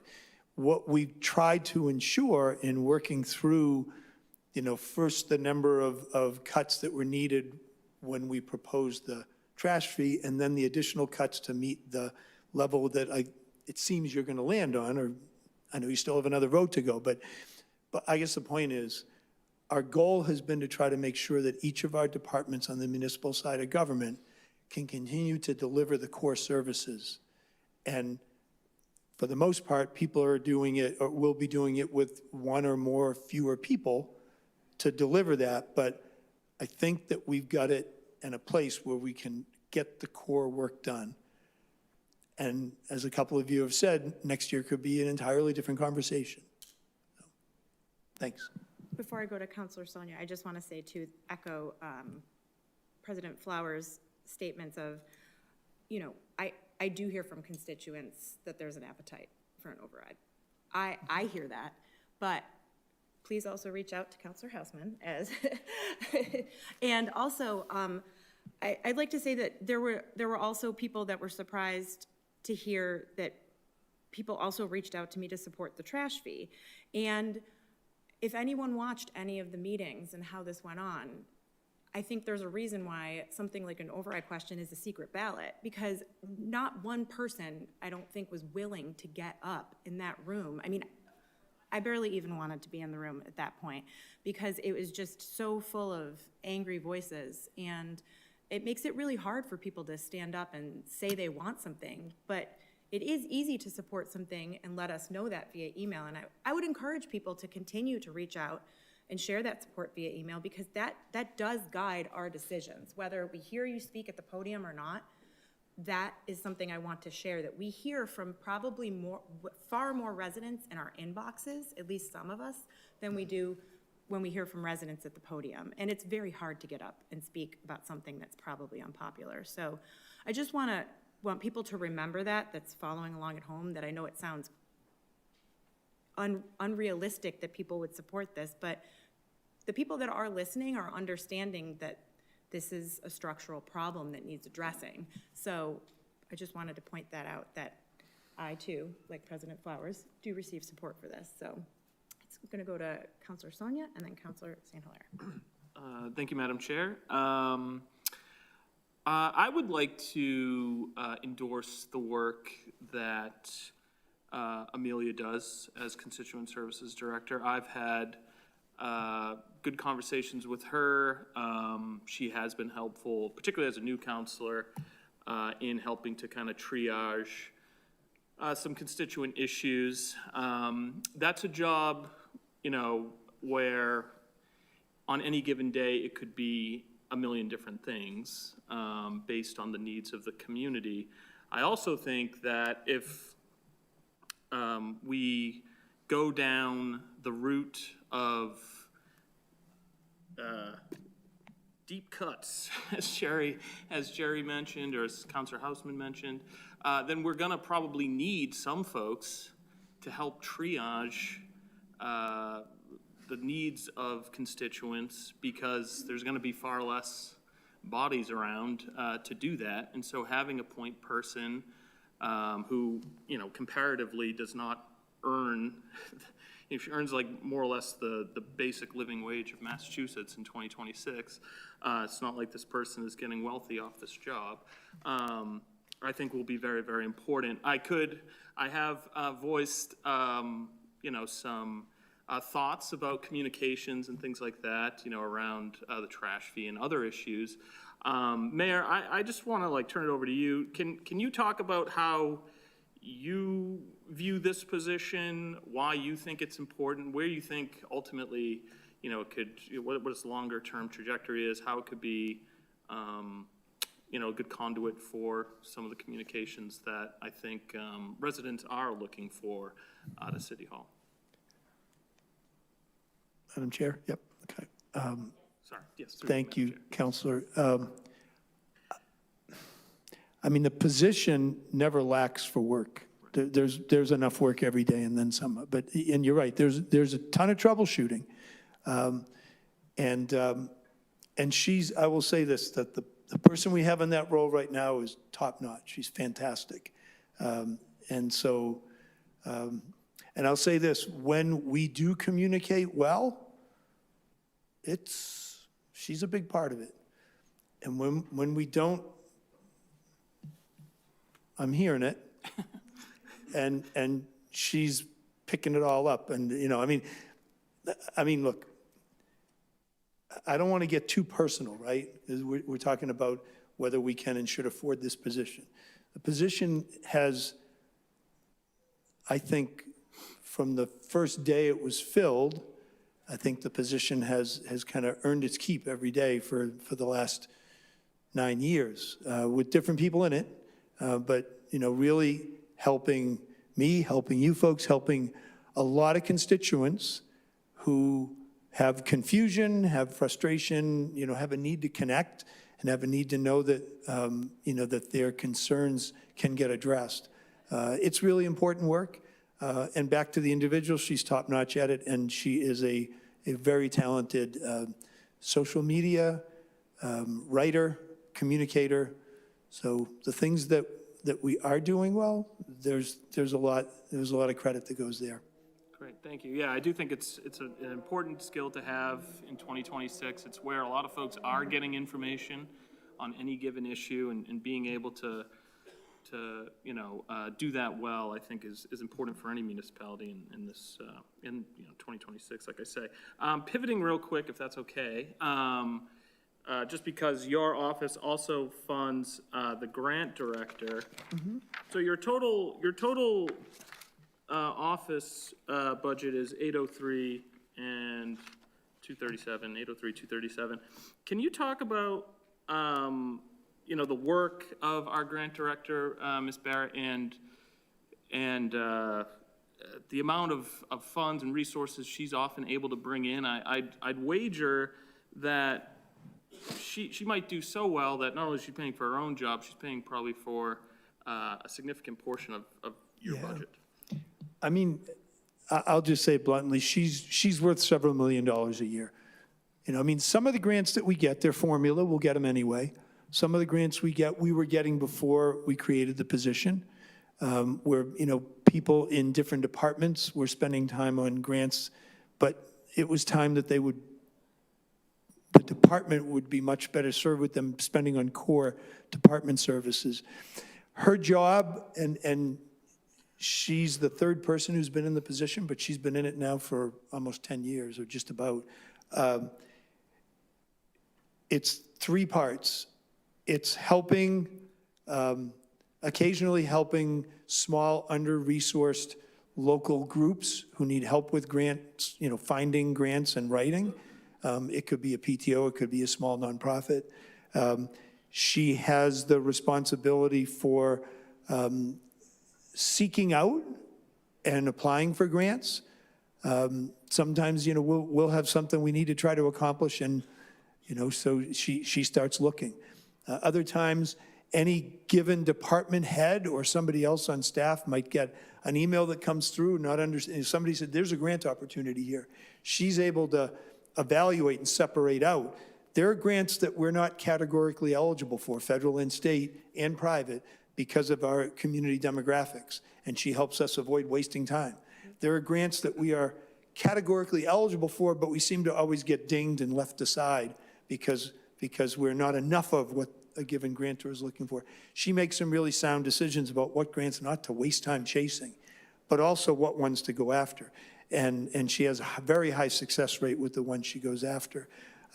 She also plays a very important role in relieving some of those subject matter experts in a given department from having to either apply for grants, collect the data and report back the data to grantors so that we're eligible for future rounds of grants. And so that's the other, the three real parts to her role. And that one's a really important one as well. So yes, when we created the position, I told the council at the time, I said, look, if she brings in $1 more than she cost, we're winning. But in reality, she's good for millions every year beyond her salary. I think that's a story that ought to be told more. That's just unsolicited advice, but that's a story that ought to be told, more robustly. I think there's room potentially to spike the football a little bit on that and let folks know that a lot of these core services that the city is providing is not necessarily coming out of their local tax dollars. Good point. I think they look around, they see costs everywhere, and they assume they're paying for it locally, and that's maybe not always the case. Thank you very much. Thanks. And before I go to Councilor St. Hilaire, I forgot I had a real world application of constituent services and kind of an example of, I believe that is my #1 job as a ward councilor, first of all, I'll say that.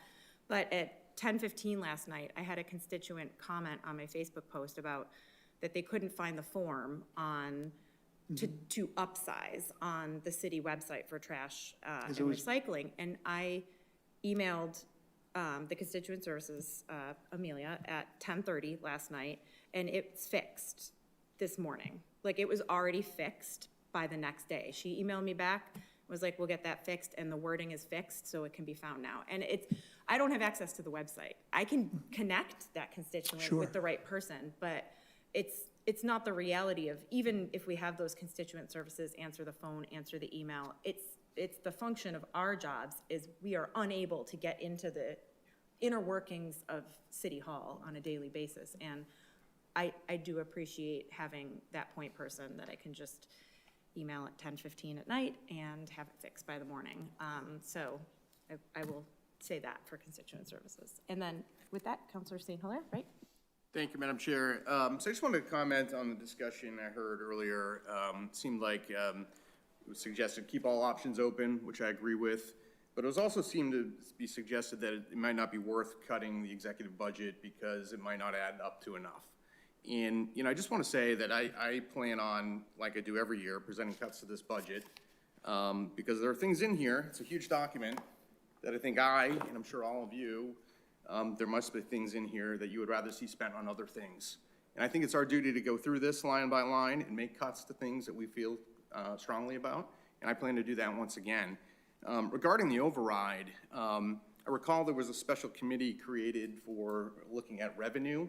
That would have been a great committee to set up in advance of the budget. And I'm a little worried that, we're kind of going to go through this budget, not make any cuts, and go launch this new committee with the idea that we're just going to go do an override. And I guess for me, it's just the wrong way of looking at it. I think we have a duty to protect our taxpayers, make sure that we're spending taxpayer dollars wisely and efficiently, and we're not going back to them for more money unless we know that we absolutely need to, and we've done everything we possibly can to cut costs, control spending, and I don't think we've even started that. So for me, it's an inappropriate discussion until we're able to look at this. So I'm just kind of suggesting you all, I'm coming with cuts to this budget, and I hope you all consider them. So, thank you. Does anyone else have any other questions? All right, sounds good. Thank you. All right, next up, Mr. Ailes.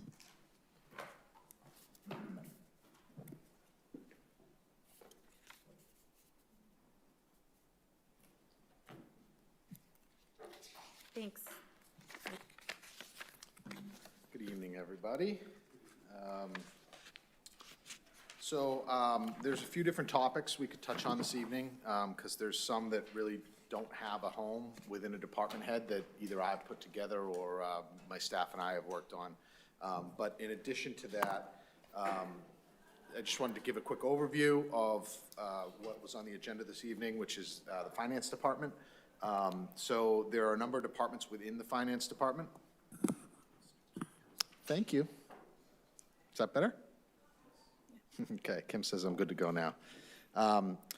So to give an overview of the Finance Department, there's a number of departments within the Finance Department. We have an Assessor's Department, which is responsible for all the appropriate assessing of all the real estate and personal property in the city. They also do some work on some excise abatements and other types of abatement processings throughout the year. They also work with our constituents on exemptions and deferrals and things of that nature that fall under the Assessing Department. The Collectors Department, which collects all the money that is assessed either through real estate taxes, excise taxes, utility bills, et cetera. Our Accounting Department is responsible for the integrity of the financial structure and systems throughout the city. As a point of reference, this budget that's before you this evening is about $205 million. That's just appropriated funds. So in addition to that, we do have grant funds. We do have donations that come in throughout the year and other sources of like special revenue funds. But what's in this budget is $205 million. That's roughly $3.9 million a week that's coming in and going out. You can imagine that there's a lot of accounting that needs to go on in terms of payroll, in terms of vendor processing, in terms of internal controls. It lies within the Accounting Department as well, and all the financial reporting requirements and statutory obligations that are imposed on the city to meet every year to make sure there's integrity within our financial structure. In addition to that, the IT department falls within the Finance Department, and so they're responsible for all of the technology throughout the city. The school does have its own IT department, but they do work in tandem on some things. But that's not just the network and the PCs that are on desks. It's all the interactions with various software and vendors, and as well as cybersecurity and networking and switchgear and hardware and all the things that encompass an IT department is done through that department. Also the procurement department, so of that $205+ million that we spend in various ways, a large portion of it is done through vendors and through contracts for services throughout the city. And so we need to make sure we adhere to procurement law and certain rules and regs that we're required to follow for spending taxpayers' dollars. And so there's process and staff that manage that. In addition to those proper departments, we also manage the budget. We also manage the Treasury functions within the city, and all that lies within these departments that I'm about to talk about. Last year's budget in FY26, there were 23 staff members within those departments. This budget proposes 20, okay? And so there were a reduction of 3. The mayor's talked about them previously, so I won't reiterate them. But there is 3 less staff this coming year. In an ability to try and deliver the same level of service as we did last year, we've done some restructuring within the finance departments. A major component of which involves the assistant finance director, which historically had held a lot of the budget function, as well as some accounting support and support through all the finance departments. So with his leaving and moving on to a new opportunity, we took some of those duties and sprinkled them around some of our existing managers in an effort to try to continue to maintain the same level of service. And so you'll see some of that reflected in these budgets in terms of staffing structure and compensation. And so I'm happy to talk about that a little bit more. And that's kind of what I had written down for a larger overview. When you look at the individual budgets for each of those departments, there's a couple things I just want to point out. First, within the accounting department, which is the first beginning on page 22, that department, if you look on page 23, the very last expenditure line is titled insurance. And so that sometimes can skew this budget because that is the insurance premiums for all of the insurance for everything in the city. Okay, so that's all the auto insurance, that's all liability insurance, property, casualty, all of that's here. And you can see for the coming fiscal year, we've got $1.25 million set aside for that, okay? And that's up slightly from last year. If you were to remove that from the accounting budget and look at just year over year without that line in it, you would see that we're going from $682,000 was the original appropriation in 2026, and we're going to $560,000, which is a reduction of $121,000 or 18% in terms of our operating expenses year over year. A lot of that has to do with the staffing structures that I talked about before. Within IT, that's one of the very few departments, specifically in finance, that actually has a year-over-year increase. Unfortunately, a lot of the costs associated with that work has to do with licensing agreements and escalating contracts. And all of the software licensing for all of our city operations, with the exception of a few that have some water and sewer-related activities, but 90% of them lie within this budget. And so that's a big cost driver in terms of out-year cost increases. So that line is actually on page 24. If you look about 3/4 of the way down, it's called EDP Services. This is for all of our software packages, and that's going up about $37,000. And then one line down further is network connection, and these are the email, costs for email services, licenses, internet, website. You can read the description there, and that's going up about $7,000. To try to combat those increases, you'll see reductions to the telephone line, which is the next line, and on page 25, you'll see reduction to the purchase of equipment line. As you all know, with your own personal technology, that has a life, right? And that life has an end date. And so we try to be proactive in how we rotate through and replace the technology within the city so that we're never held hostage to failing technology, especially when we're trying to be more efficient in our operations with less resources in terms of staff. We need to be more efficient technologically. And so we have programs where we roll off older equipment and replace it with newer equipment. The ability to reduce this down by 20,000 is taking what used to be a 4-year turnover for some equipment and elongating it to a 5-year turnover. So you're replacing basically 1/5 of the computers every year as opposed to 1/4 of the computers every year. As we move forward, the Assessor's Department, one thing of note in this budget has to do with some of the staffing structure that I alluded to before. You'll notice that the total FTE count remains the same, but you'll notice that our department head, Terry DeBlazy, is been moved to a different line for accounting purposes, and where she was the second line within the budget, and I'm on page 26.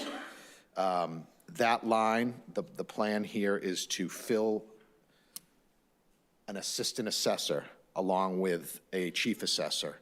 And as a result, we are dropping a vacancy we have right now, which is further down about halfway, called senior clerk. So the FTE count stays the same, but functionally, it's a much more robust team that I think will be able to handle a lot of the challenges going forward, especially coming into a revaluation year next year. The treasurer and collector budget which begins on page 28, is pretty straightforward. There's not much different here, and the costs that we incur within this department are pretty stagnant.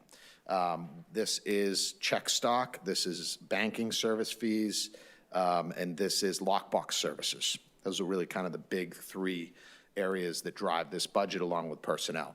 The personnel proposed are the same level they were as of last fiscal year.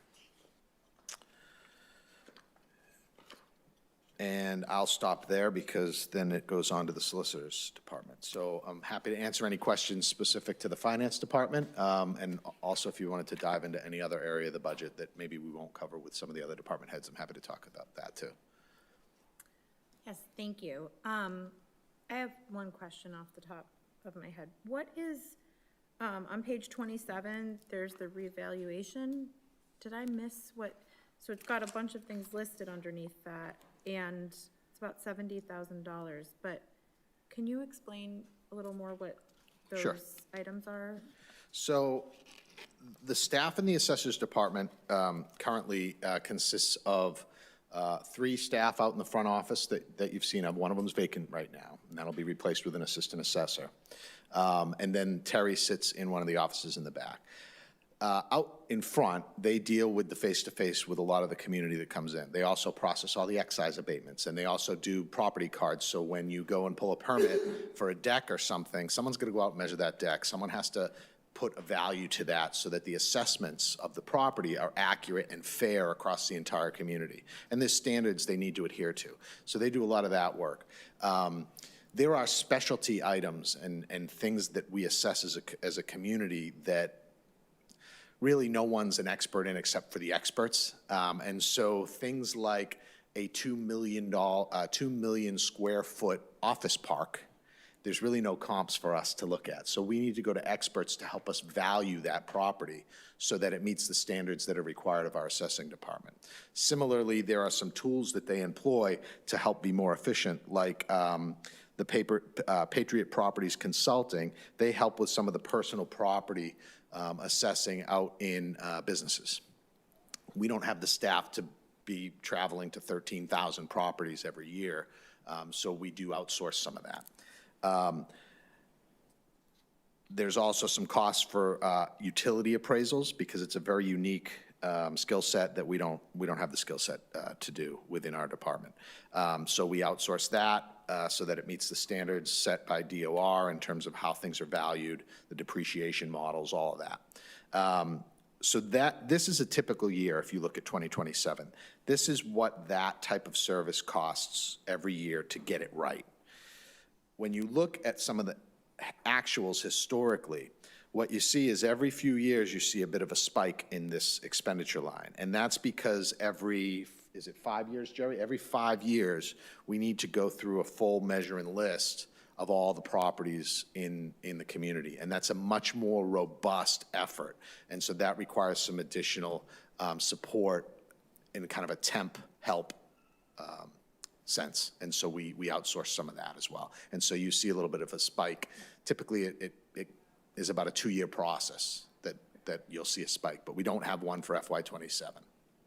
Okay, so would it be fair to say then that having kind of those specialists or consultants would actually, it's a $70,000 line item, but if they're assessing properties, would that also is kind of a way of raising revenue as well, right? Because if it's assessing the fair value, usually the assessed property value goes up. Is it? Yes and no. It's also about guarding against risk, right? Because if you're a property owner and we give you an assessment that isn't backed up by industry standards and good comps and things like that, you could come in and say, I think my assessment's too high. If we've got nothing to lean back on, then you can file an abatement, right? And then it goes through the appellate tax board process, and we could potentially end up owing money back. And that then gets sprinkled back to all the other taxpayers because your levy hasn't changed, so all the other taxpayers pick up the bill. And so we try to avoid that as much as possible, and you do that by having your pencil sharp and having the data to back up your assessments. Okay, thank you for helping me understand that. Do we have any other questions from the committee? Councilor Houseman? Good evening, Mr. Ailes. I guess I just have one question. How many FTEs in your department that you just walked us through were reduced in this proposed budget from last year? So we went from 23 last year to 20 this year. And that includes some, for example, the telephone switchboard operator, that falls under the accounting department. And so that's one of the reductions. Another one is the mail clerk position. That's a reduction. And then lastly, the assistant finance director is the third. And given that labor is the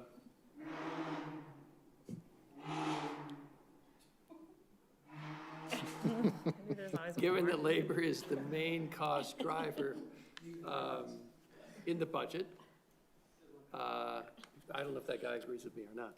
It's not clear from his message, from his muffler.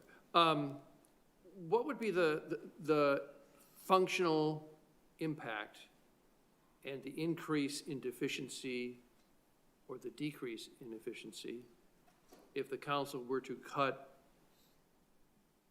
2 or 3 more positions from your department? What would be the impact of something like that? I mean, it depends on the position, right? Let me just interrupt. I'm going to be asking that of every single department, that this is not Yeah. focused on your department. This is just the start of a question I intend to ask all the way through this budget review. So I think for those of you that have seen our departments and seen us working, you can attest that they are going pretty much all the time. They don't have really idle time, especially if you know where I sit in the collector's office. They are go, go, go all the time. Sometimes there's people at the counter, 3, 4 people deep during certain times of the year. They're fielding phone calls. That office is constantly cranking. And that's the outward-facing work. There's also inward-facing work because we're managing a treasury that has $100 million in it at any given time. And so we're also doing all the reconciliations of the cash and accounting of the cash. And to this day, I give them all the credit in the world because every year when it's time to close the books, they balance to the penny every single year. And they do their job great. And they love their job. And they're here before City Hall opens, and they're usually here when City Hall closes. So what would be the impact? Something would have to give. Either some sort of statutory required reporting or mechanism that we have in place would have to give, or we wouldn't be able to spend as much attention on refinement of internal controls, or we wouldn't be able to support various IT technologies that require certain safety standards or dual authentication roles or cybersecurity efforts. What we do within the finance department is kind of like the engine in the car, right? Everyone sees the car coming down the street and they like the color of it and like the sound of it and it looks great. But the engine's the thing that's keeping it running and keeping it getting to where it needs to go. If that engine isn't running, the car's not going to get where it needs to go. And so these positions, the 3 I mentioned, were in the mayor's and my assessment, 3 that were expendable. And we felt collectively that any deeper would have a impact, a real impact on our ability to deliver what's required of us as a community. If I may.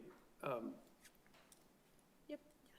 So to use a phrase the bean counters might appreciate, you would say that would be to make additional FTE cuts would be penny wise and pound foolish? All right, thank you. Scott's been waiting all meeting to ask that, to say that. I'm going to go to Councilor Stein because we haven't heard from her yet this meeting. So, and then to Councilor Sandhiller. Thank you, Madam Chair. Through you, is now also a time to ask about revenues? Sure. Okay. I had a question on page 10 for the permit revenue for street opening permits. It looks like we had a banner year in fiscal year 26 that looks like an anomaly, and I wasn't sure if that's from the transmission project or if you know why that was such an anomaly. It's page 10, it's under permits and licenses, and it ends in 44210. So I don't want to misspeak. Yep. What I can do is, we're going to be seeing each other a lot over the next couple of weeks. So I'll go and I'll run a report of what the specific things coming into that were. The utility fees that get assessed for street opening permits hit a separate account. Okay. So that's not this. This Okay. could be something like homeowners that might need to dig in to, replace their water main from the sidewalk up to their, I don't want to misspeak, so let me look Okay. into that, and I can absolutely get you that data. I'll write that down. Thank you, I appreciate that. And then I have a similar one with if I may, Madam Chair. Let's see, to the right page. Okay, page 130 is a similar spike, it looks like, in water construction permits. So maybe it's related. Page 130? 130. Yeah, it very well could be, Yeah. yeah. So that one is number 44260, Yeah, where there were, I'll look at that one too. thank you. And then going back a little bit in pages, on page 117, there is a transfer to OPEB and stabilization funds, and I was just curious, because I thought we made that transfer from free cash or from our cash reserves, so I wasn't sure why that's in there. Is that just how we account for it? So there's two parts for the stabilization transfer. There is the free cash transfer, which is 2% of the certified free cash balance. We all talked about that last week or last Monday. In addition to that, the collective bargaining units on the city side of our government all contribute 1 day per year. So they get reduced by 1 sick day every year. We take that sick day, so we reduce that liability on the books, and then we take the value of those sick days and we put them into the OPEB to pay for their future health care when they retire, and we reduce the OPEB liability. So for 1 sick day, we're reducing double the liability. Okay. And I just have one more, if I may. On page 146, it's the revenue for the golf and tennis enterprise fund. I didn't see a line item for revenue from rentals of the clubhouse, and I didn't know if that's because it's all included in the revenue that we receive from the management company, or if it's somewhere else. Yep, you're correct in your assumption that that contract is an all-inclusive contract. So they keep, and they give us reports on this, so we know the activity that they're receiving in terms of revenue, but they get the revenue for the membership fees, they get the revenue for all the greens fees, the club rentals, all of that. They cover the expenditures for those facilities in terms of regular ongoing maintenance. If there's any type of special capital item, that's when the enterprise fund will step in and support it financially if it deems it appropriate. Okay, thank you. Those were my questions. Appreciate it. Thank you, Madam Chair. I just wanted to follow up on the digital budget book. I mean, I think that's become an expectation, not only for the council, but for residents. I have several constituents who look forward to that coming out every year. We talked about transparency. I guess, is that something you're still working on? Yes. Or, you know, what point would residents be able to see that? We've been a little busy this past week, burning the candle on both ends, but that is on our to-do list, and we're working on it. As we speak, we've got people working on it. Okay. So I'll let you all know as soon as it is available. But just so you all understand, it's really the development of two separate budgets because they don't talk to each other. So we build this budget because this is historically what we've always provided. And then a few years ago, we had the luxury of having an assistant finance director. And so we knew the initiative and the desire to have a separate budget book, which was digital, was there. So we undertook that effort.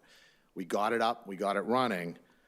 That position's gone away, but it's still creating the budget twice. It's double the work that you would expect. So this meets our statutory requirement per the charter. In terms of the budget delivery. We'd like to get that up, believe me. I think there's some value there. I don't disagree with you. It's just a matter of being able to put the resources to it. So we will work on it for sure. Thank you.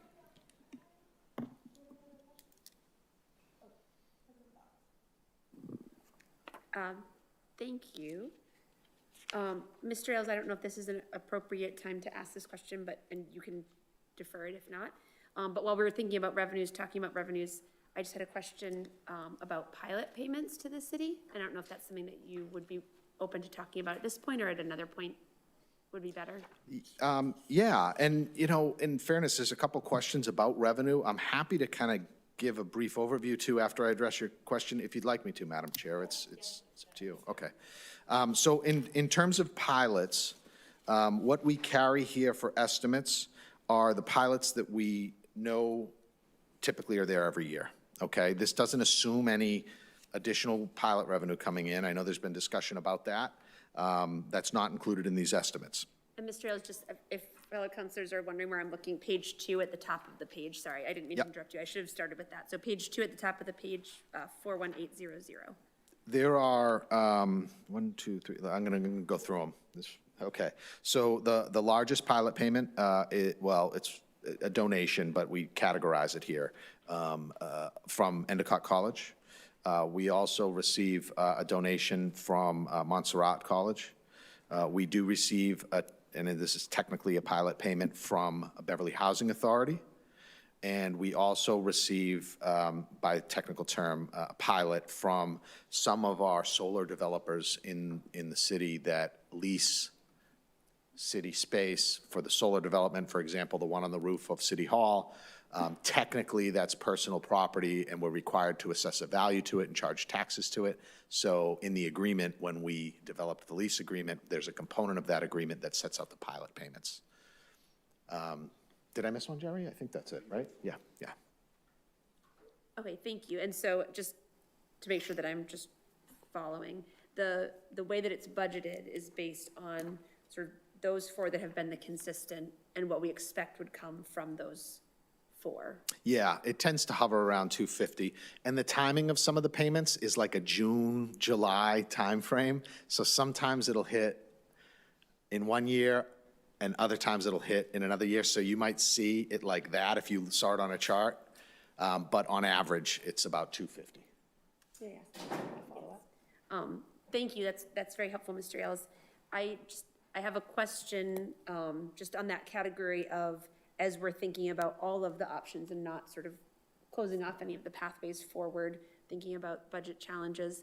I understand, and I think those of us in the room and up here do, and folks watching, I think, do, that one of the reasons that different organizations may not be paying taxes or are tax exempt is because they are contributing in other ways. They're assumed to contribute in other ways. So they're community partners that are contributing other kinds of support or community outreach to the community. And so we can't necessarily compel, I won't even say necessarily, we can't compel payments that are not legally obligated to us. But I guess I'm curious, just your thoughts. There's been a lot of conversation, I think, broadly about convening some kind of conversation or discussion with some of the organizations that may not be contributing pilot payments at the time, but may be willing to. Is there any thought to how that might happen in a more sort of structured way? Or is that a possibility as another way to think about revenue that could potentially come into the city? Yeah, I mean, I think it's always a possibility, right? And to your points earlier, you don't want to take anything off the table. So to the extent that there's a willingness and effort behind it, we may be able to, realize some additional pilot payments. We also may put significant effort into it and not realize what we would hope to realize, because, as you mentioned, it is a totally voluntary payment. And so, I wouldn't foreclose looking into that. And I'm happy to take part in the conversations, and I'm happy to collect the money if it's successful. Can I ask one other question on that? You can ask a follow-up, and then you can, President Flowers and Councilor Fiscal. Okay, I think mine is brief. Thank you, Mr. Ailes, I appreciate that. I'm not sure, so I see where it's reflected in our budget. Do we have a place where members of the public can see how much comes in for pilot? Do we have it posted anywhere? I'm asking because I noticed that the city of Boston does not post specific names of organizations, but I think from what I saw, and I'm interested in it for just both transparency, but also for different organizations to maybe be able to look and think, oh, I'm in that category, maybe I would want to contribute, even if nonprofits often are small and they're working on tight budgets as well. And as we said, they're contributing other ways, but some nonprofits, different kinds of nonprofits may also be larger and may have the ability to contribute. It looked like Boston posts publicly sort of categories of organizations that would be tax exempt for this, but could contribute pilot. And then just had sort of what we have here, what might be expected from education, for example, what they might hope for and what % came in from education as a category, and then cultural organizations. So I didn't know if we already had something like that, and if not, I guess I'd be interested, as we're having this broader conversation, I'd be interested in talking about that. As I said, both for transparency, but I could see where an organization might see what they've posted and think, oh, we're in that education category, and I see that what was expected didn't quite come through. We haven't contributed, but we could contribute X. So I don't know if we have something like that already, or your thoughts on the pros and cons of doing something like that. Madam Chair, through you? Yeah. Sorry, through you, Madam Chair. We don't currently have something like that, but I think just as the effort to explore, pilot options and pilot opportunities, that would be a great recommendation that maybe we could embrace. Thank you, Mr. Ailes, and I know that this is just one of many things that we're covering with you tonight, so I thank you. I won't belabor the point now, but I do appreciate it as we're thinking about all the options. So thanks, Madam Chair. We're gonna have Councilor Sandler ask this question. It's on pilots, right? Yes. Okay, yeah. I guess more pointedly, could you tell us each of how much they contribute on an annual basis and when the last time we talked to them about a pilot agreement was? I'll have to look into that to get the exact figures.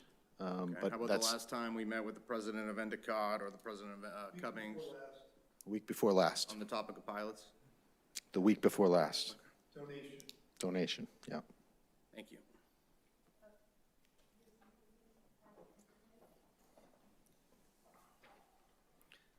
Thank you, Madam Chair. Just a couple of thoughts along the council president's ideas.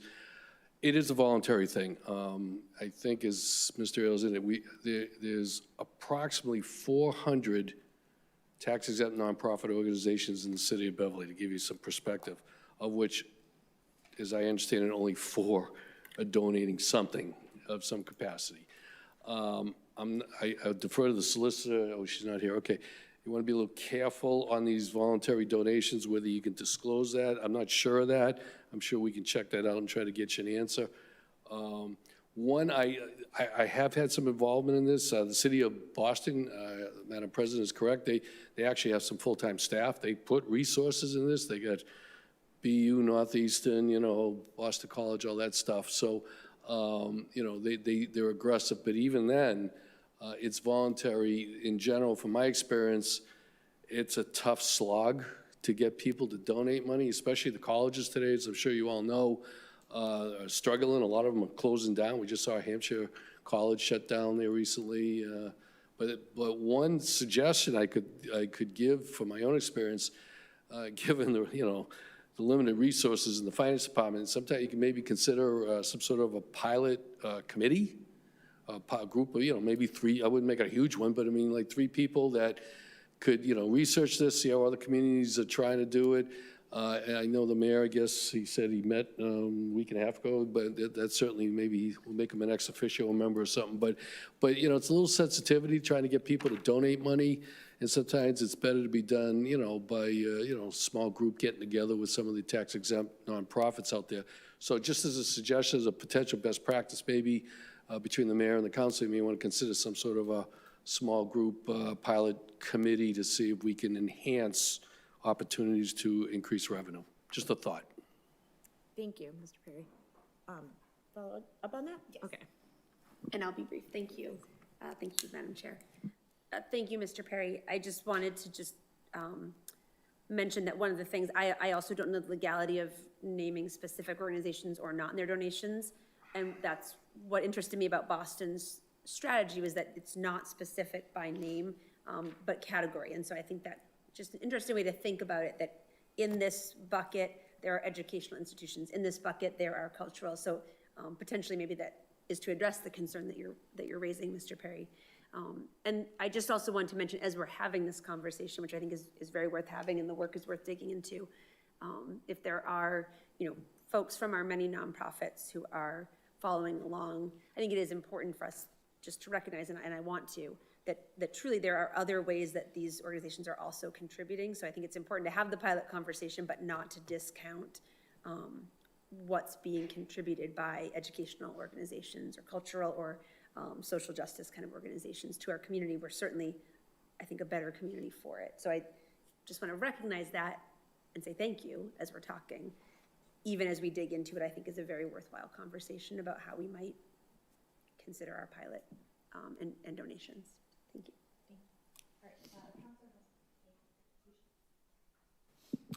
Thank you, Madam Chair.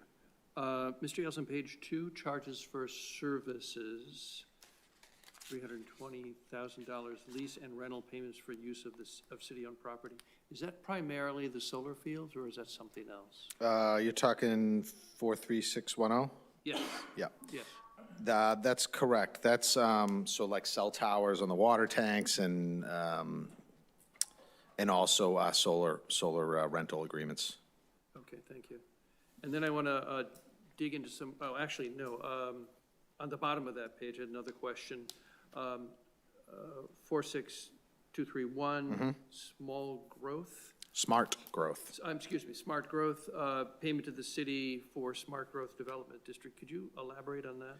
Yeah, so the 40R and 40S provisions that were put in place, how many years ago did they begin the Anchor Point construction? So we receive payments for that to support the influx to the school system. Got it, thank you.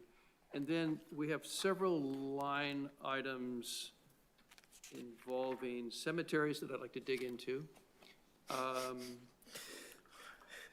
There are, sorry about that.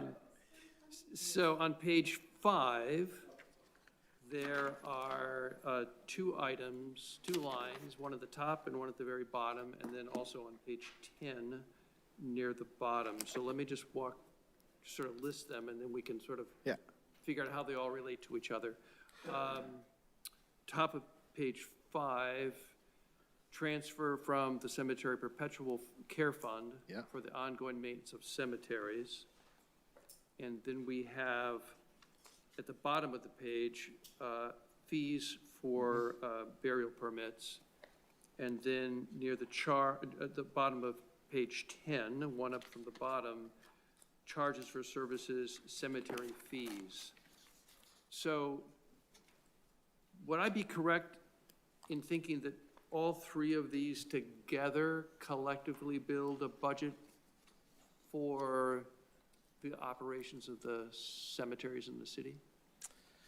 Yes, but it's a little more nuanced. So when there is a death and someone wants to be buried in a city cemetery, there is a permit that's required to open the ground and, bury someone. But in addition to that, it's a split fee. A portion of the fee goes into the perpetual care fund for perpetual care of the cemeteries, maintenance, basically, of the cemeteries, mowing the lawns effectively. Yeah. And the other piece is what you see at the bottom of page 5. So to go back to the 3 that you pointed out, the first one at the top of page 5 is money that's sitting in the perpetual care fund that we draw out every year. So as people have passed in the past, and they've paid money into the perpetual care, that money is invested. And so it's generating return, but it's sitting in a trust fund, okay? It's a different legal authorization than like a general fund or an enterprise fund. It sits in the trust fund, and as it generates additional revenues, we're able to draw from that in perpetuity to make sure that the cemeteries are kept up to a certain level. So every year we draw a varying amount, typically around 130. You can see it was as low as 125 in 2025, and 131.9 last year. This lines up with the contract for lawn care for all the cemeteries annually that you see the expense side of in the DPS budget. Okay. Down below, the $14,000, that is effectively just a burial fee. It's for the permit to bury someone. So you can see it's significantly less in terms of the value. It's $14,000 on an annualized basis. And then the last one that you mentioned, cemetery fees. That is fees for like internment and varying aspects of the actual burying of the bodies. Okay. So the first 2 are revenues, this is an expense. They're all revenues, They're all revenues. and they're all tied to Charges for- expenses, I see. basically. Okay. Okay, fine. And then I have, these are probably questions for the mayor, not for you, but I'll direct them to you through you, Madam Chair. The Cemetery Commission, as far as I understand, it hasn't really met for many years, so it's hard to get a sense of, in terms of transparency, exactly what the plans are. So I know that the city has property on Cole Street. It's my understanding that's designated for new cemetery for the city. Central Cemetery is running out of spaces. And probably for the mayor, if you could let me know what the standing is of moving forward on Cole Street use as a cemetery.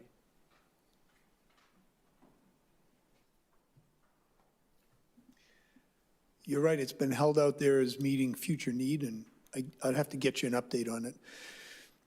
Because we're not in the process of doing anything to move forward with, actively opening it this year. Okay, and so a final version of the draft master plan has been in the engineering department for many months now. The last time I checked in, the idea was that the engineering department was going to meet with you and review that plan. Has that happened? No.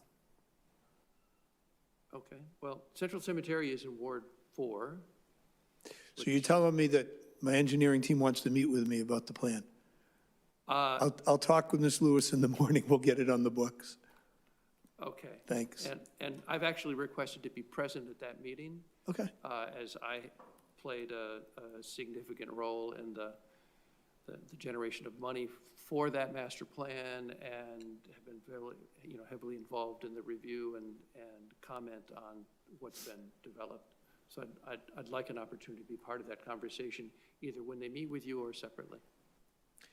I'm going to go make a note right now, Thank you. but that sounds good. Thanks. Thank you. Back to revenues. Did anyone else have it? Oh, Councilor Sonia. Thank you very much, Madam Chair. This is maybe kind of boring, slightly annoying question, Brian. But just for the lay folks at home, and frankly me in some cases here, just because it is almost a $500,000 line item, can you just, to the best of your ability, walk through Munis, Assess Pro, ClearGov, et cetera, and just what those things do? Just because, again, it is a chunky line item, and maybe folks would want to know that. Oh, sorry, that is page 24, 53046. Yeah, I'll do my best. Some of these I'm not entirely familiar with, so let me give it a whirl. So of the roughly $500,000 line item, $197,000 of it is for our Munis program. And some municipalities use Munis just for accounting, others use it for billing. There's various components to it. We use it for everything financial. So it is our holy grail, like all the money coming in, all the billings going out, all the assessed value, everything goes through here. And so that's $197,000 a year. It typically goes up about 3% every year. Assess Pro is the software that the assessing department utilizes to help them track and compare assessment. So like if you go down and look for your property's assessment card, that's Assess Pro, all right? And that's about $16,000 a year. Adobe licenses, I think everyone knows what Adobe is. That's $12,000 a year. We've got some antivirus software for another $12,000 a year.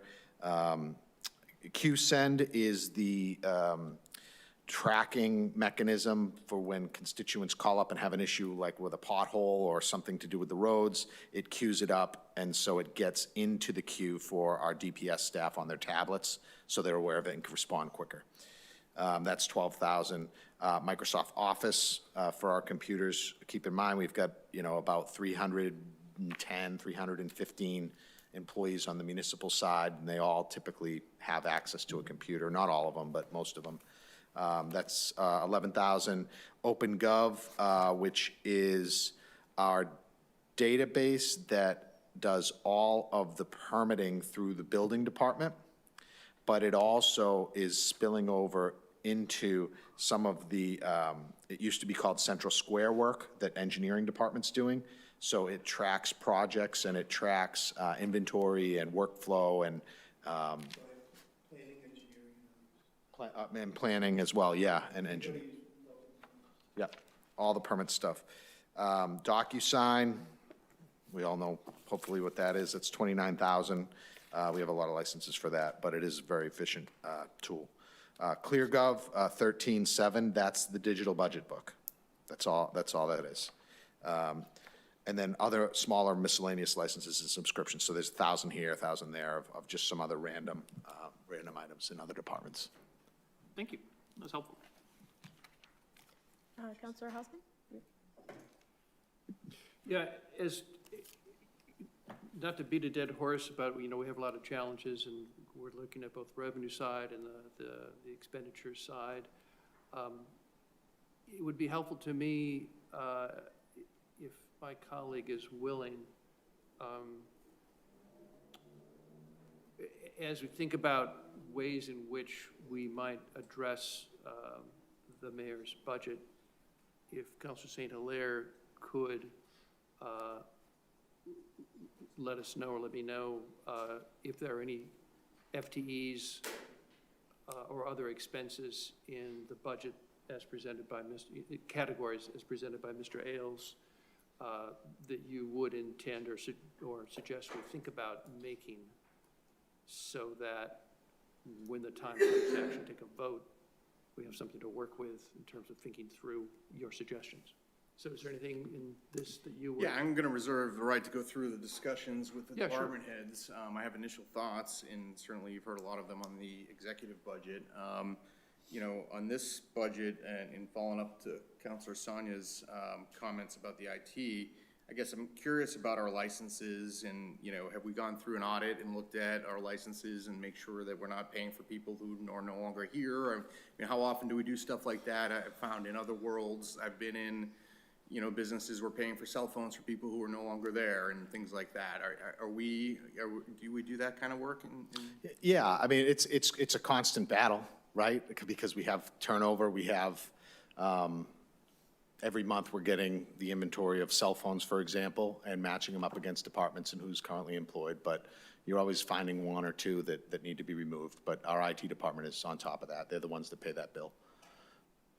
And licensing, the licensing agreements that we tend, for most of these, and especially the large ones, they're like blocks. They're not specific. So like if one person leaves, it's not gonna make a difference in the price. It's like if you're over, 100 licenses and under 500, you're in this tranche. And so a lot of the larger ones are like that. I'm just using that as an example, is it like a tranche? Do you have any other questions? Or just to follow through, so just to clarify, Councilor St. Hilaire, you don't have any FTEs that you would recommend at this point for? No, I'm not the recommending categories anything that- on IT or finance in terms of personnel, no, Okay, thank you. not at this point. No other questions at this time? Okay. All right, thank you very much, Thank you. Mr. Ailes. All right. So that was all we had on our agenda for this evening. We will be back at it again on Tuesday, next Tuesday at 6 p.m., where we will be hearing from, I got this, I swear. At that point, we'll be hearing from fire and planning. Those are the departments up next Tuesday at 6 p.m. So we will be meeting with Chief O'Connor and Ms. Nguyen from the planning department. So thank you very much for everyone that is following along at home and here in the room. And, I'd like to acknowledge, I'm so sorry, I did not acknowledge that the school committee president is here, Ms. Bisnick. So thank you very much for being our, we do have another member of the public here, but thank you very much. And with that, I will receive a motion for adjournment of committee of the whole. All those in favor? And then to motion to recess, not recess, adjourn finance and property. So moved. Second. All those in favor? Aye. Aye. All right, Thank you. meeting adjourned. Thank you very much.